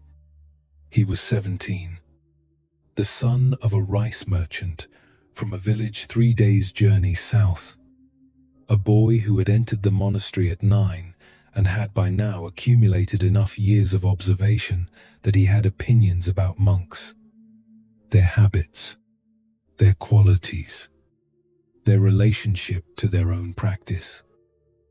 He had seen devoted monks and lazy monks and brilliant monks and frightened monks and monks who were, behind their composed exteriors, simply waiting to return to their lives in the world. He had not seen anything like Buddhaghosa. On the morning after the first manuscript disappeared, Nanda arrived at the scholar's cell with the water vessel and the broom and found Buddhaghosa seated exactly as he was every morning, upright. Still, the single oil lamp casting an amber pool of light across the working surface where the fresh palm leaves were already laid out. the stylus in his hand. He had the posture of someone who had never been interrupted. Nanda swept the room without speaking. The sound of the broom across the stone floor, the faint creak of the palm trees outside, the distant bell of the dawn service from the main hall. When he reached the door to leave, he stopped. Something made him stop, a quality in the silence of the room, something he did not have words for until much later in his life. He turned back. "Forgive the question, Venerable," he said, using the formal address, the title that placed them at their correct distance from each other. But the manuscript, the months of work, how do you... He did not know how to finish the sentence. Buddhaghosa continued writing for a moment. Then he set down the stylus, which was a gesture Nanda had come to understand, meant he was willing to be addressed. He looked at Nanda with the particular quality of attention that Nanda had noticed before, unhurried, not unkind, with something in it that felt like the elder monks had when they were teaching, but without the pedagogical frame, without the sense of a lesson being conducted toward a predetermined conclusion. "I had it," Buddhaghosa said, "and then I did not have it. And now I write it again." "But all those months," said Nanda. He was aware he was pressing beyond his station, but the question was forming itself without his full cooperation. "All that work, all those words, all that, how can you simply begin again?" Buddhaghosa considered him for a moment. "There is a river," he said, "outside the east gate of the city. Have you seen it?" Nanda had seen it. The Malvatu Oya, brown in the monsoon months and low and clear in the dry season, running between banks of red laterite past the old stupas and the elephant roads. "In the morning," said Buddhaghosa, "the river is in one place. In the afternoon, it is in another place. Not the same water. Different water, flowing through the same banks, giving the same shape. You do not mourn the morning water when the afternoon comes. You simply see river, continuous, but never twice the same moment of it." He picked up the stylus again. "The understanding," he said, "is in me. Not in the leaves. The leaves are the morning water. When they are gone, the understanding remains, and I write again. And the afternoon water flows through the same banks. This is only difficult if you believe the morning water was the thing you made. You never made the water. You were only the banks." He returned to writing. Nanda stood at the door for a moment longer. Then he carried the water vessel and the broom back to the storage room beside the kitchen, and he sat down on the low stone bench where the kitchen monks rested in the slow hour after the midday meal. And he sat with what he had heard for a long time. He returned to it for the rest of his life. He became, eventually, a monk of some small distinction at the same Mahavihara, not a scholar of Buddhaghosa's caliber, not the author of any text that would survive the centuries, but a monk who was known by the younger novices as someone to seek out when the practice was going badly, when the work of meditation felt undone, when the understanding reached in one session had evaporated by the next, when months of patient effort seemed to have dissolved without leaving any visible residue. He would listen to whatever they brought him. And then, often, he would say. Tell me about the river outside the East Gate. We are in the territory of the second letting go now, and this one goes deeper than the first. Story 5 asked you to loosen your grip on outcomes, on the things you love and fear losing. This story asks something more precise, to loosen your grip on your own accomplishments, on the self you have carefully built, on the understanding you worked for and arrived at and now hold carefully, afraid that if you stop holding it, it will dissolve. The thing Buddhaghosa demonstrated twice, under conditions that would have broken most people, was not detachment in the cold, unmoved sense that word sometimes carries. It was something warmer and more practical. The understanding that the work of understanding does not live in the product of understanding. It lives in the capacity, and the capacity does not disappear when the manuscript disappears. It does not dissolve when the meditation session ends and the insight that felt so clear in the morning is gone by nightfall. It is what you are. It is not something you made and must protect.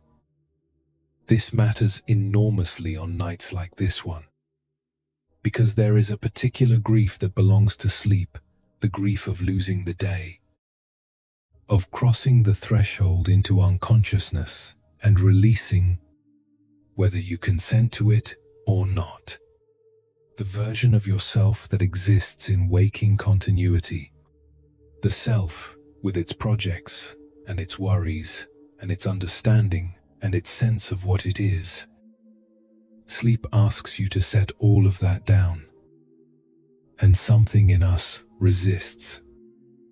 Not from laziness, not from pleasure in the worry, but from the deep, pre-rational conviction that we ourselves are the thing we are holding.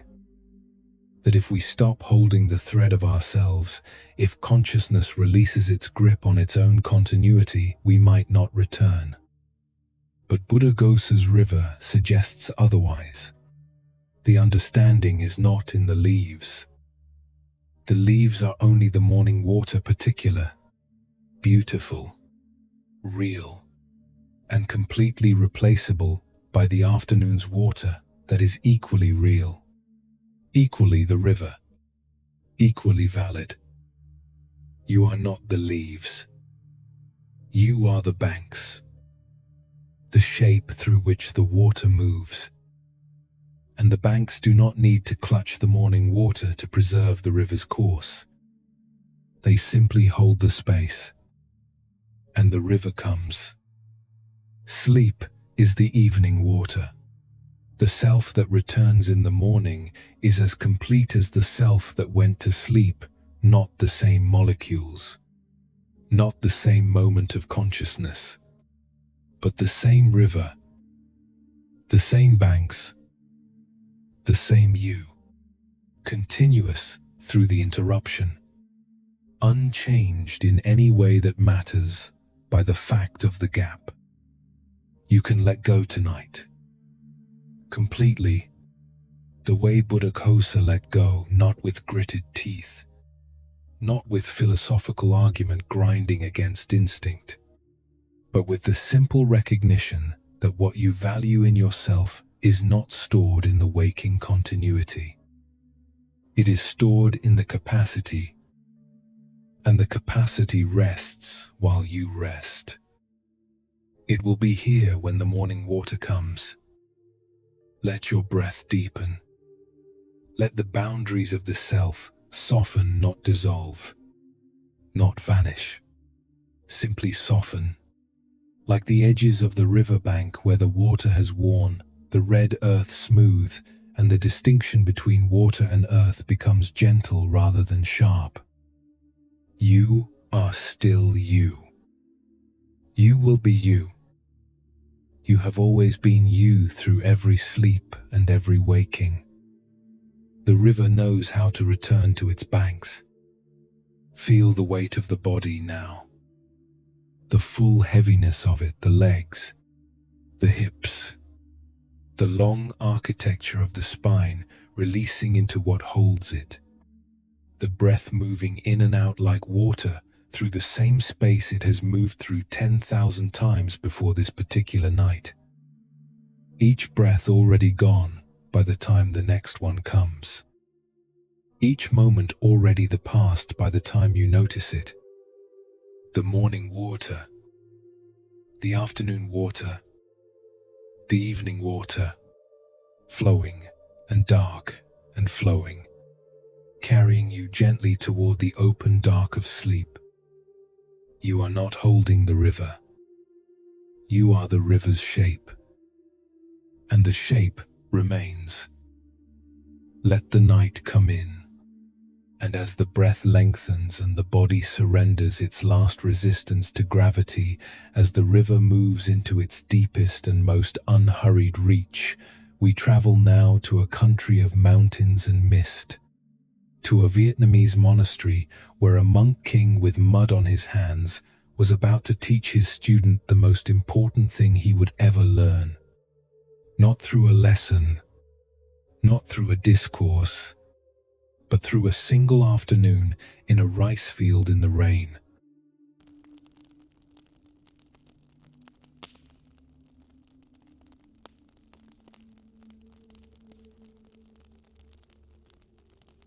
In the 13th century of Vietnam, at the foot of a mountain called Yen Tu, in what is now the northeastern province of Quang Ninh, there was a field of rice that had once been tended by a king.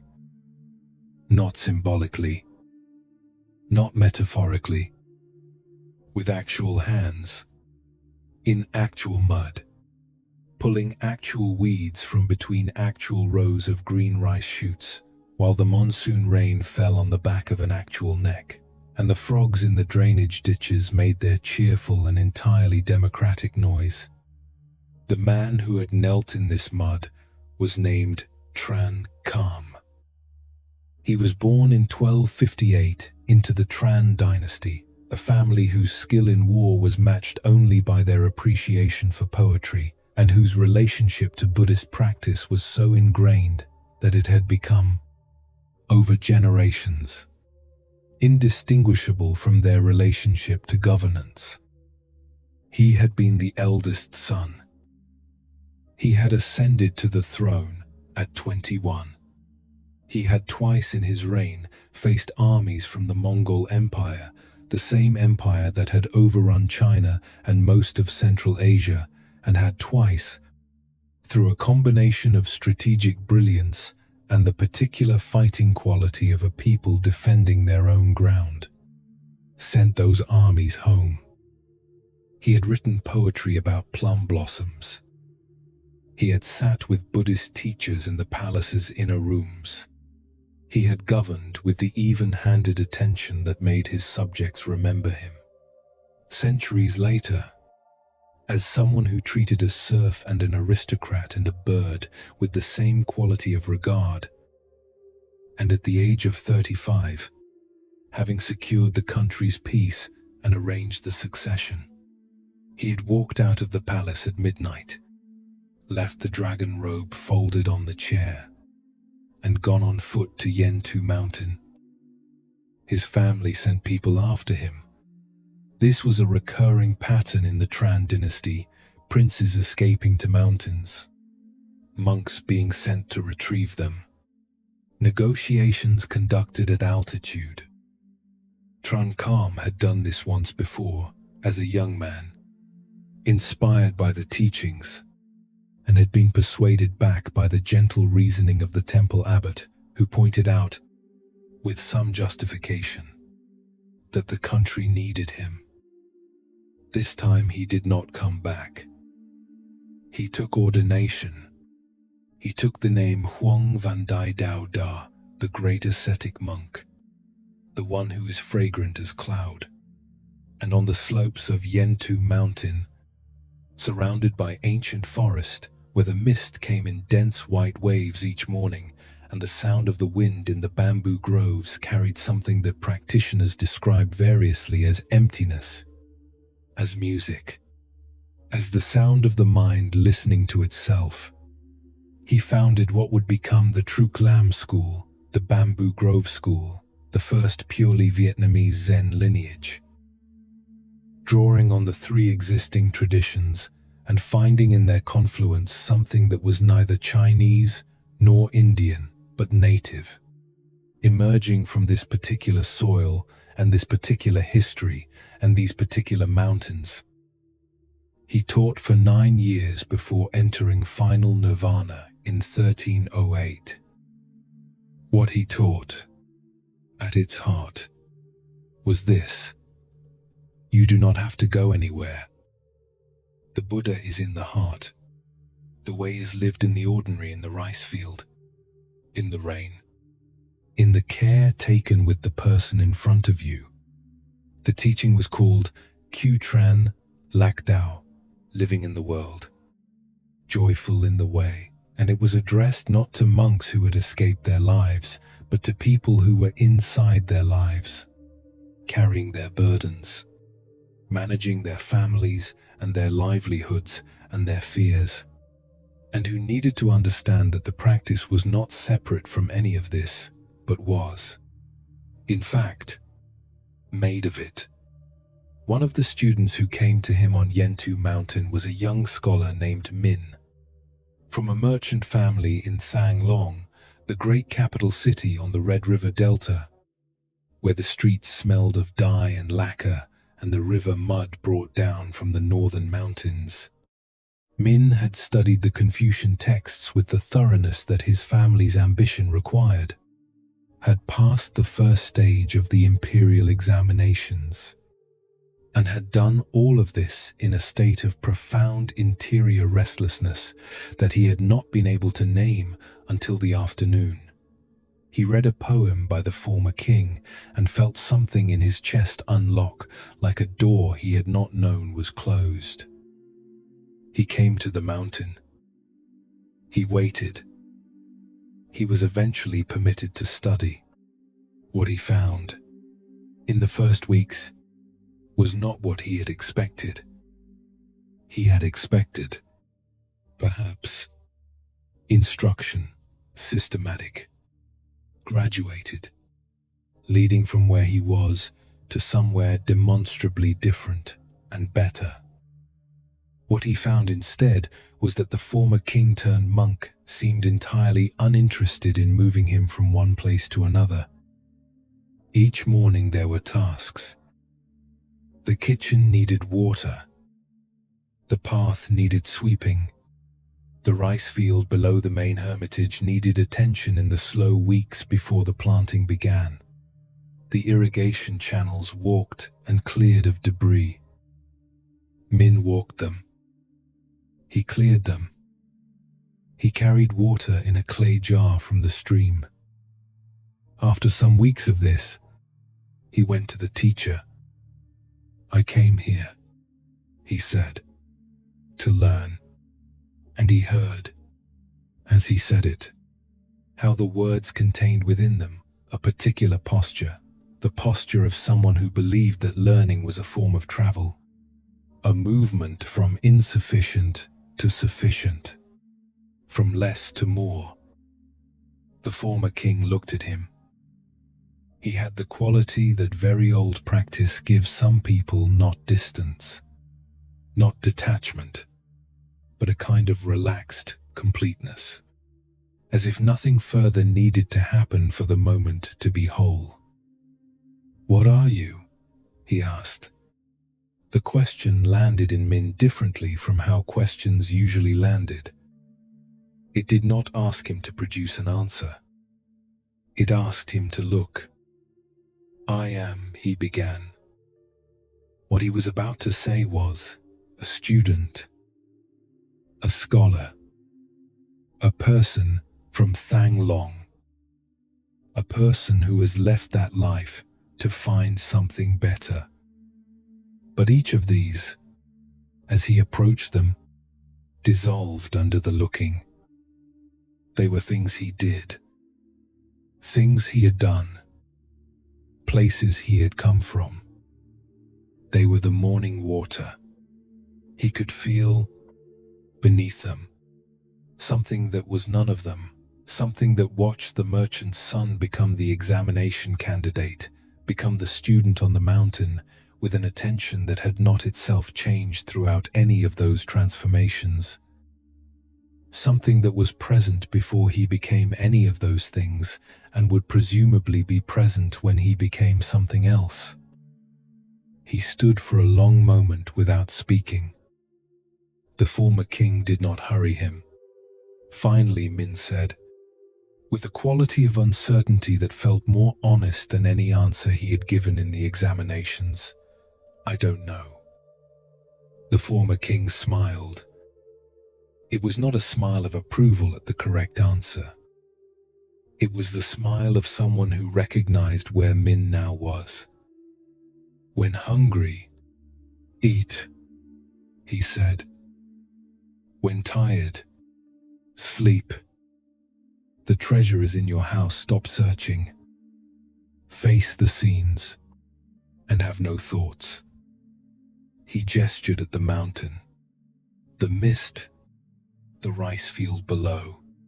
"This," he said, "is already the way. Not because mountains are special, because you are here in the mountains, and you are looking, and what is looking has always been the thing you were looking for." Min went back to the irrigation channels. He walked them. He cleared a blockage where a branch had caught against the clay bank, and the water was backing up into the field. The branch came free. The water resumed its course, smooth and immediate, finding without instruction the path of least resistance. The sound of it moving through the cleared channel was the only sound in that particular moment. He listened to it without deciding to listen, without comparing it to other sounds, without arriving anywhere other than where he was. He stayed on the mountain for 2 years. When he returned to Thang Long, he did not return as a monk, not as a religious, but as something harder to describe, as a merchant's son who now moved through the streets of the capital with the quality of a person who had learned to live in the rooms of their own life rather than always looking for the door to a different one. He wrote later that the teaching could be described in a single line from a song the former king had composed: "Buddha is at home. No need to look far away. People stir the village, so we look for the Buddha. Go to refuge, the Buddha, he is in me." Story 7 lives in the territory of spaciousness and non-identification. And there is a very specific gift this teaching offers on a night when the mind will not still. The mind that cannot sleep is, very often, a mind that is completely identified with its own contents. The thought that the mind is having the worry, the replay, the plan, the fear is not experienced as something the mind is producing. It is experienced as something the mind is, as if you are not the field through which the thought is moving, but the thought itself, and a thought moving at speed, recycling its urgency, insisting on your full engagement that cannot rest. It does not know how to rest. It is its own momentum. Tran Nhan Tong's question, "What are you?" is worth asking yourself in this dark, not as a philosophical puzzle, but as a quiet act of looking. Not trying to find the answer quickly, just looking. You are not the worry. The worry is moving through you. You are not the plan. The plan is a thought you are having. You are not even the tiredness. The tiredness is a sensation in the body that you are noticing. and you are noticing it. There is a noticing happening. And what is noticing is not the worry, is not the plan, is not the sensation of tiredness. It is something quieter, something that has been present since you lay down, something that watches the thoughts move through with the same quality of attention that the irrigation channel receives the water, allowing it, shaped by it, not diminished by it, not carried away by it. This is what the Vietnamese tradition called the original face, what Bankei called the unborn mind, what Zhuangzi felt when the butterfly dissolved and the philosopher returned, and in the pause between them, something was present that was neither one. That quality of presence that is prior to any particular identity, that holds the merchant and the student and the king and the monk with equal equanimity, that is as available to you right now, lying in this darkness, as it was to a young scholar clearing irrigation channels on a mountain in 13th century Vietnam. Face the scenes and have no thoughts. Not no thoughts as a command, not the suppression of thinking, but the resting in the witness underneath the thoughts, the one who sees them arise and does not need to follow them, does not need to become them, does not need to do anything with them at all. The thoughts will come. They always come. The mind produces them the way the mountain produces mist, not as failure, not as obstacle, but as natural weather. And as the mist does not prevent the mountain from being the mountain, the thoughts do not prevent you from being what you are beneath them. Still, already still, always already still, in the deepest sense, even when the surface moves. Feel that stillness now, not as an achievement to be reached, as what is already here underneath everything else, underneath the tiredness, underneath the planning, underneath even the noticing of this moment, something that is simply aware, simply here, with no particular agenda, with no particular need for the night to be different from what it is. Breathe into it.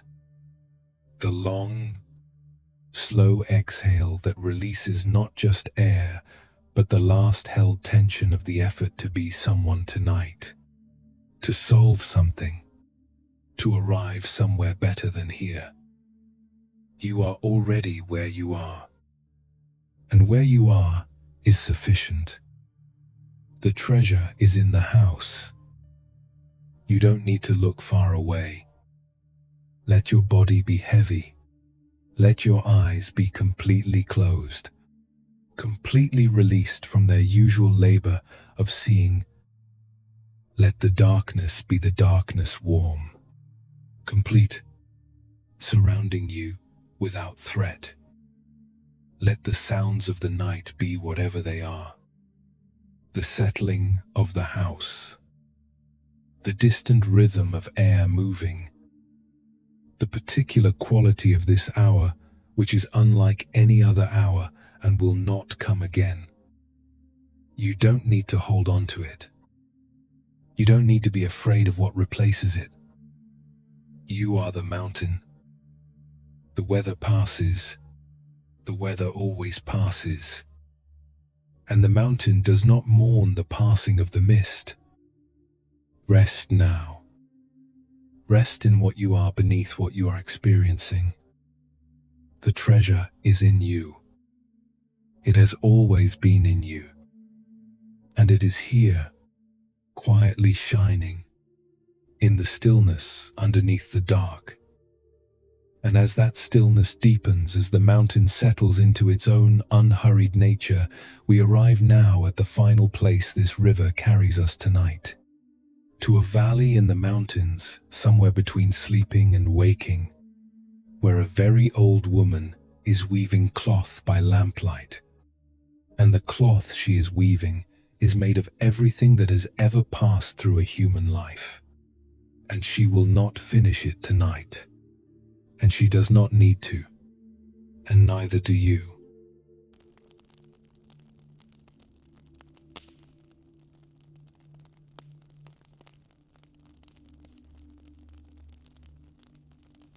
In a high valley in Tibet, in a season when the first snow had already come to the passes, but not yet to the lower fields, there was an old woman who wove cloth by lamplight and knew things about the night that she had never tried to explain. Her name in this story is Ani Pema, Old Grandmother Lotus, and she is not a historical figure. She is a figure in the spirit of Yeshe Tsogyal. Drawn from that tradition, the 8th century Tibetan princess who fled, arranged marriages, and found her way to the great teacher Padmasambhava, who became his primary disciple and the one who encoded his teachings in symbols no one else could read, who hid those teachings in lakes and in stone cliffs and in the marrow of the tradition itself, so that future generations might find them when the time was right. Yeshe Tsogyal herself was said to have lived to extraordinary age, practicing in caves through winters that by ordinary measures should have been fatal, sustained by the inner heat of meditation and the particular quality of conviction that does not argue with difficulty but simply continues. She left, at the end, in a manner the tradition called rainbow body, her physical form dissolving not into death but into light, so that the monks who came to prepare the corpse found only cloth and fragrance and a residue of warmth. This story is in her spirit. Ani Pema is not her, but she carries something of the same quality, the quality that very old, very practiced women sometimes carry, which is not wisdom as a possessed thing, but wisdom as a transparency. As if the usual density of the self has thinned over decades of sitting and doing and releasing, so that the life moves through more easily, and what remains is more spacious than solid. She lived in a stone house at the edge of a small village in a valley whose name translates, roughly, as the place where the clouds rest. The house had been built by her husband's grandfather. The walls were 3 feet thick. In winter, the wind came down from the passes with a quality of intention, pressing against the western wall as if testing its resolve. And the wall accepted the testing without comment and held. A brass butter lamp burned in the shrine corner. A yak hair rug covered the sleeping platform. A loom stood by the window where the light fell best, and Ani Pema worked at it every day from first light until the light was gone, and some evenings after by the butter lamp's amber glow. She was weaving cloth for no particular purpose. This was not unusual. She had been weaving cloth for no particular purpose for 40 years since her children had grown and her husband had died, and the ordinary purposes of cloth had mostly been met. The cloth she wove now was simply cloth. It had the texture of something that was its own justification, like good weather or clean water. The neighbors occasionally asked what she was making, and she said, "Cloth," which was true and complete. A young monk had come to the valley that autumn sent by his monastery in the lowlands to spend the winter retreat season in the mountain hermitage above the village, a practice the lineage assigned to junior monks as a corrective for excessive comfort. His name was Doria, and he was 23. And the corrective was working. He had been in the valley for 6 weeks. He had meditated through cold and loneliness, and the particular terror that arises in the second week of serious retreat, when the mind stops being fascinated by its own contents and begins to be afraid of them. He had persisted. He was sleeping badly. The monastery sent junior monks to spend 1 hour per week with Ani Pema, for reasons the abbot had never precisely explained. "She feeds them," he said, when asked. This was also true and complete. Dorje arrived at her door on a Tuesday evening in the 3rd month of winter. The snow on the path was old snow, compressed and blue-grey in the dusk. The valley below had disappeared into cloud. The butter lamp in her window was the only warm light visible in any direction. She opened the door before he knocked. "Come in," she said. "Sit there." There was a low stool near the loom. He sat. She went back to weaving without ceremony. The shuttle moving through the warp in a rhythm so established it had become independent of her attention. Her hands, knowing the motion, the way water knows the shape of a stone, it has crossed 10,000 times. The cloth she was working on was undyed wool, the color of early morning cloud, not white, not grey, something between them that had no single name. It grew with each pass of the shuttle by a distance so small it was nearly invisible. In an hour the cloth would be barely longer than it had been when he arrived. In a day it would be a hand-width longer. In a year, cloth. He watched her work. After a while she said, without looking up, "You're not sleeping?" It was not a question. "No," he said. She let the shuttle pass through twice more before she said anything else. "What do you do instead?" he considered. "I watch the thoughts," he said. "I try to let them pass. Sometimes they pass. Sometimes I follow them." She said. This was not dismissive. It was the sound of someone receiving information. She wove for a while longer. The lamp flame moved slightly in a draught from somewhere in the old stones of the wall. The shadow of the loom shifted and returned. Dorje looked at the cloth. The weave was very fine, fine enough that held to the light it would be translucent. The cross threads making a pattern so small and consistent, it approached evenness without arriving there. Each crossing slightly different from the last. The whole of it, an artifact of sustained attention over such a long time that the attention had become invisible inside the result. He thought, "I am watching someone do something that cannot be hurried." Ani Pema spoke without looking up. "This cloth," she said, "will be finished when it is finished." He wasn't sure she had heard his thought. Then he decided it didn't matter.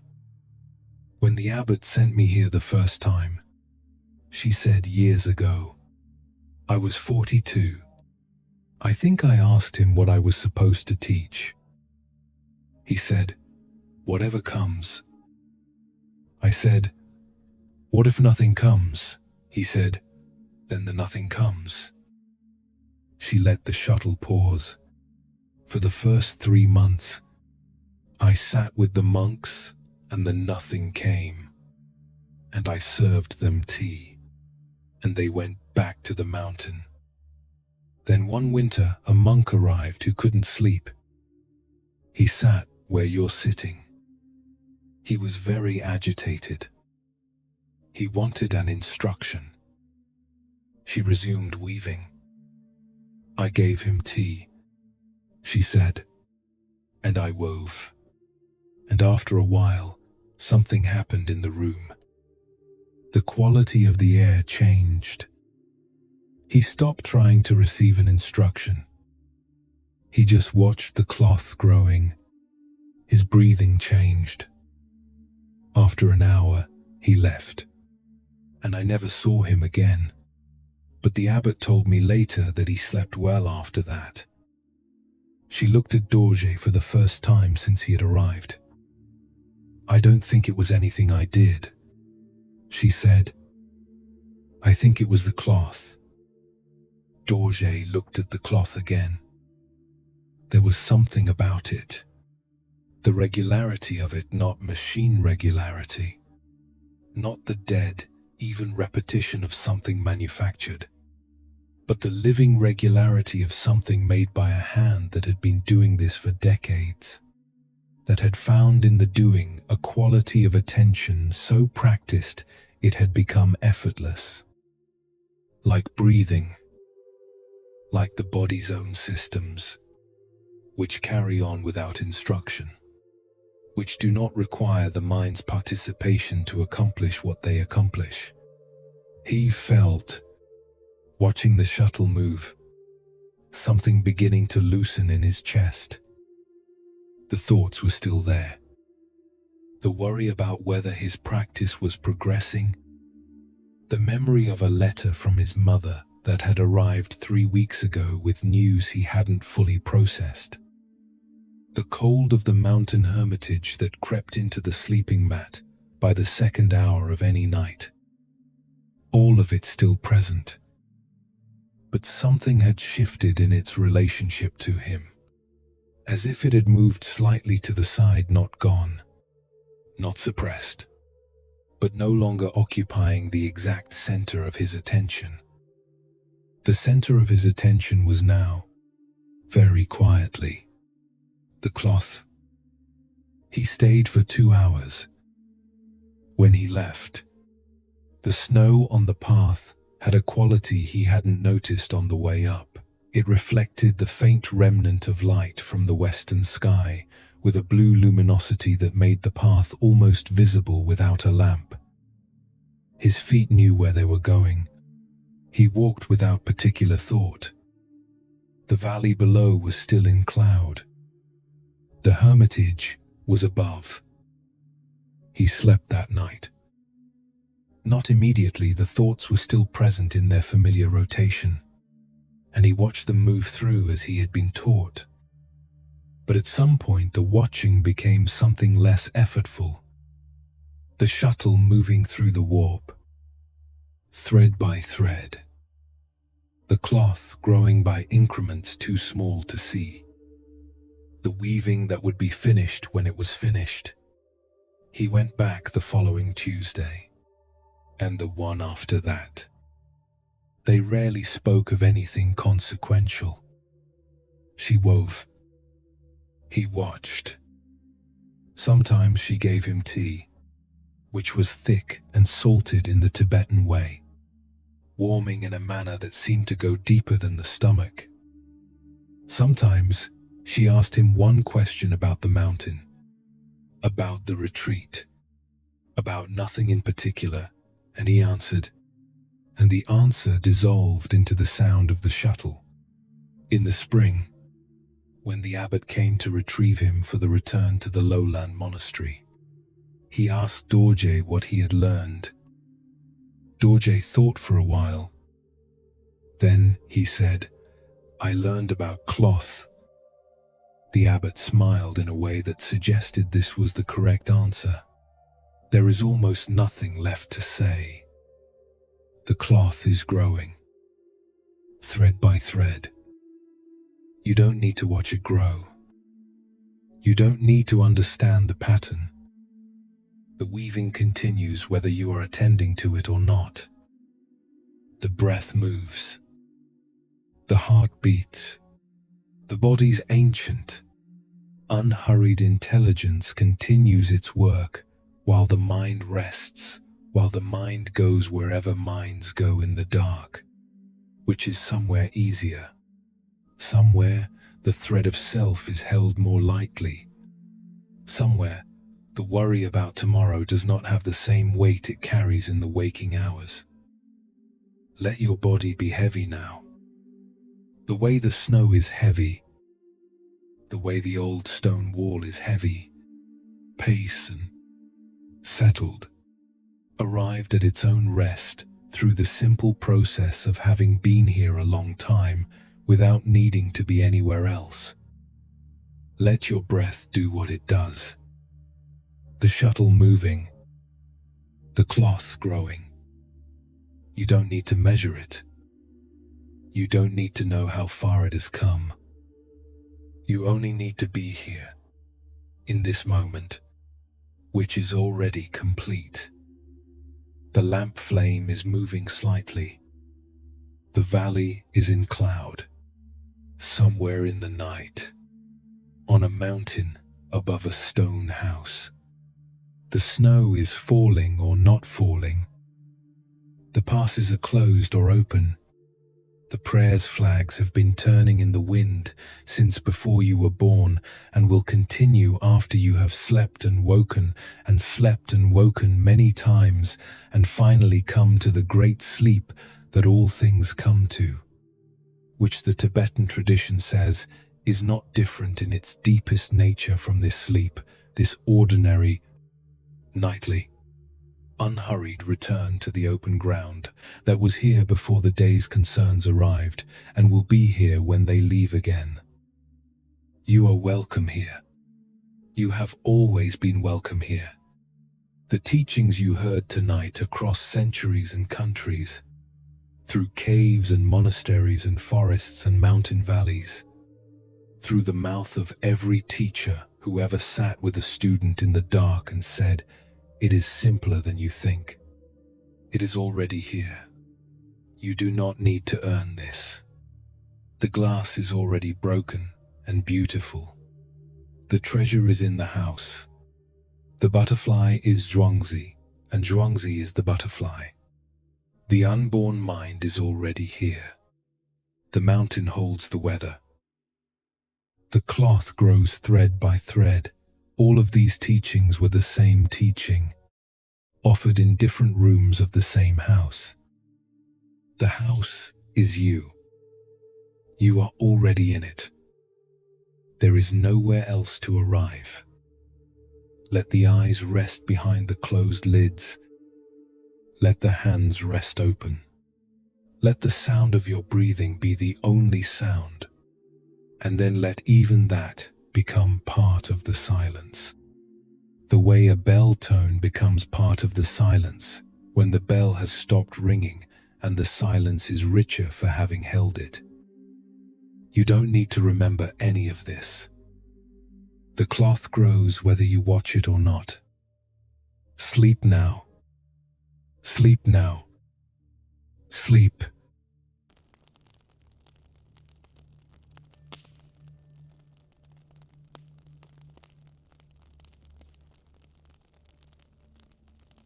The night has carried you far. From a mountain hermitage in 17th century Japan, where a boy who could not stop asking questions finally stopped asking and found what had been present all along. Through a garden in ancient China where a philosopher fell asleep and woke uncertain of his own name and found in that uncertainty not a problem but a gift. Into the stone corridors of a Korean monastery where a young monk discovered that rest is not something you earn, but something you stop opposing. Down through the Tibetan caves where Milarepa showed his student that the thing you reach for is exactly the distance of your reaching from you. Across the rice fields of Thailand with Ajahn Chah, who held up a glass already broken and made it more beautiful by doing so. To the river outside Anuradhapura's East Gate, where a scholar recreated his life's work twice without grief. Up the mountain in Vietnam, where a king-turned-monk asked a young man what he was, and in the not knowing, something opened. And finally, to a stone house in a high valley, where an old woman wove cloth by lamplight, and the cloth grew, thread by thread, asking nothing.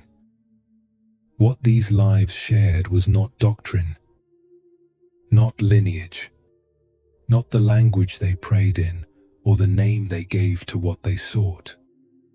What they shared was the willingness to meet this, to meet exactly this moment, as it is, without requiring it to be otherwise before allowing themselves to rest. You have that willingness too. You have been practicing it tonight.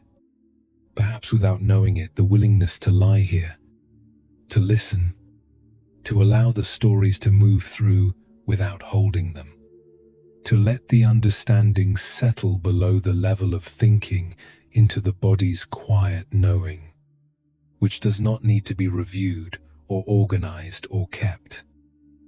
If you have drifted through parts of this, that is perfectly right. The wisdom reached you anyway, the way rain reaches the roots without needing the leaf's permission. This offering is a contemplative companion for your night, not medical guidance, not a cure for anything. Simply stories offered in the spirit of the traditions they come from, which believed, in their various and magnificent ways, that stillness is not somewhere else, that it is here, that you are already in it. May your sleep be complete. May your dreaming be light. May you wake tomorrow in the same vast quiet that held you while you slept, and carry some fraction of it just a thread into the day. The cloth grows. The river moves. The butterfly is dreaming. And somewhere, in a valley where the clouds rest on the mountain, a lamp is burning, and the shuttle is moving, and the night is doing what nights do. Good night. Good night. Good night.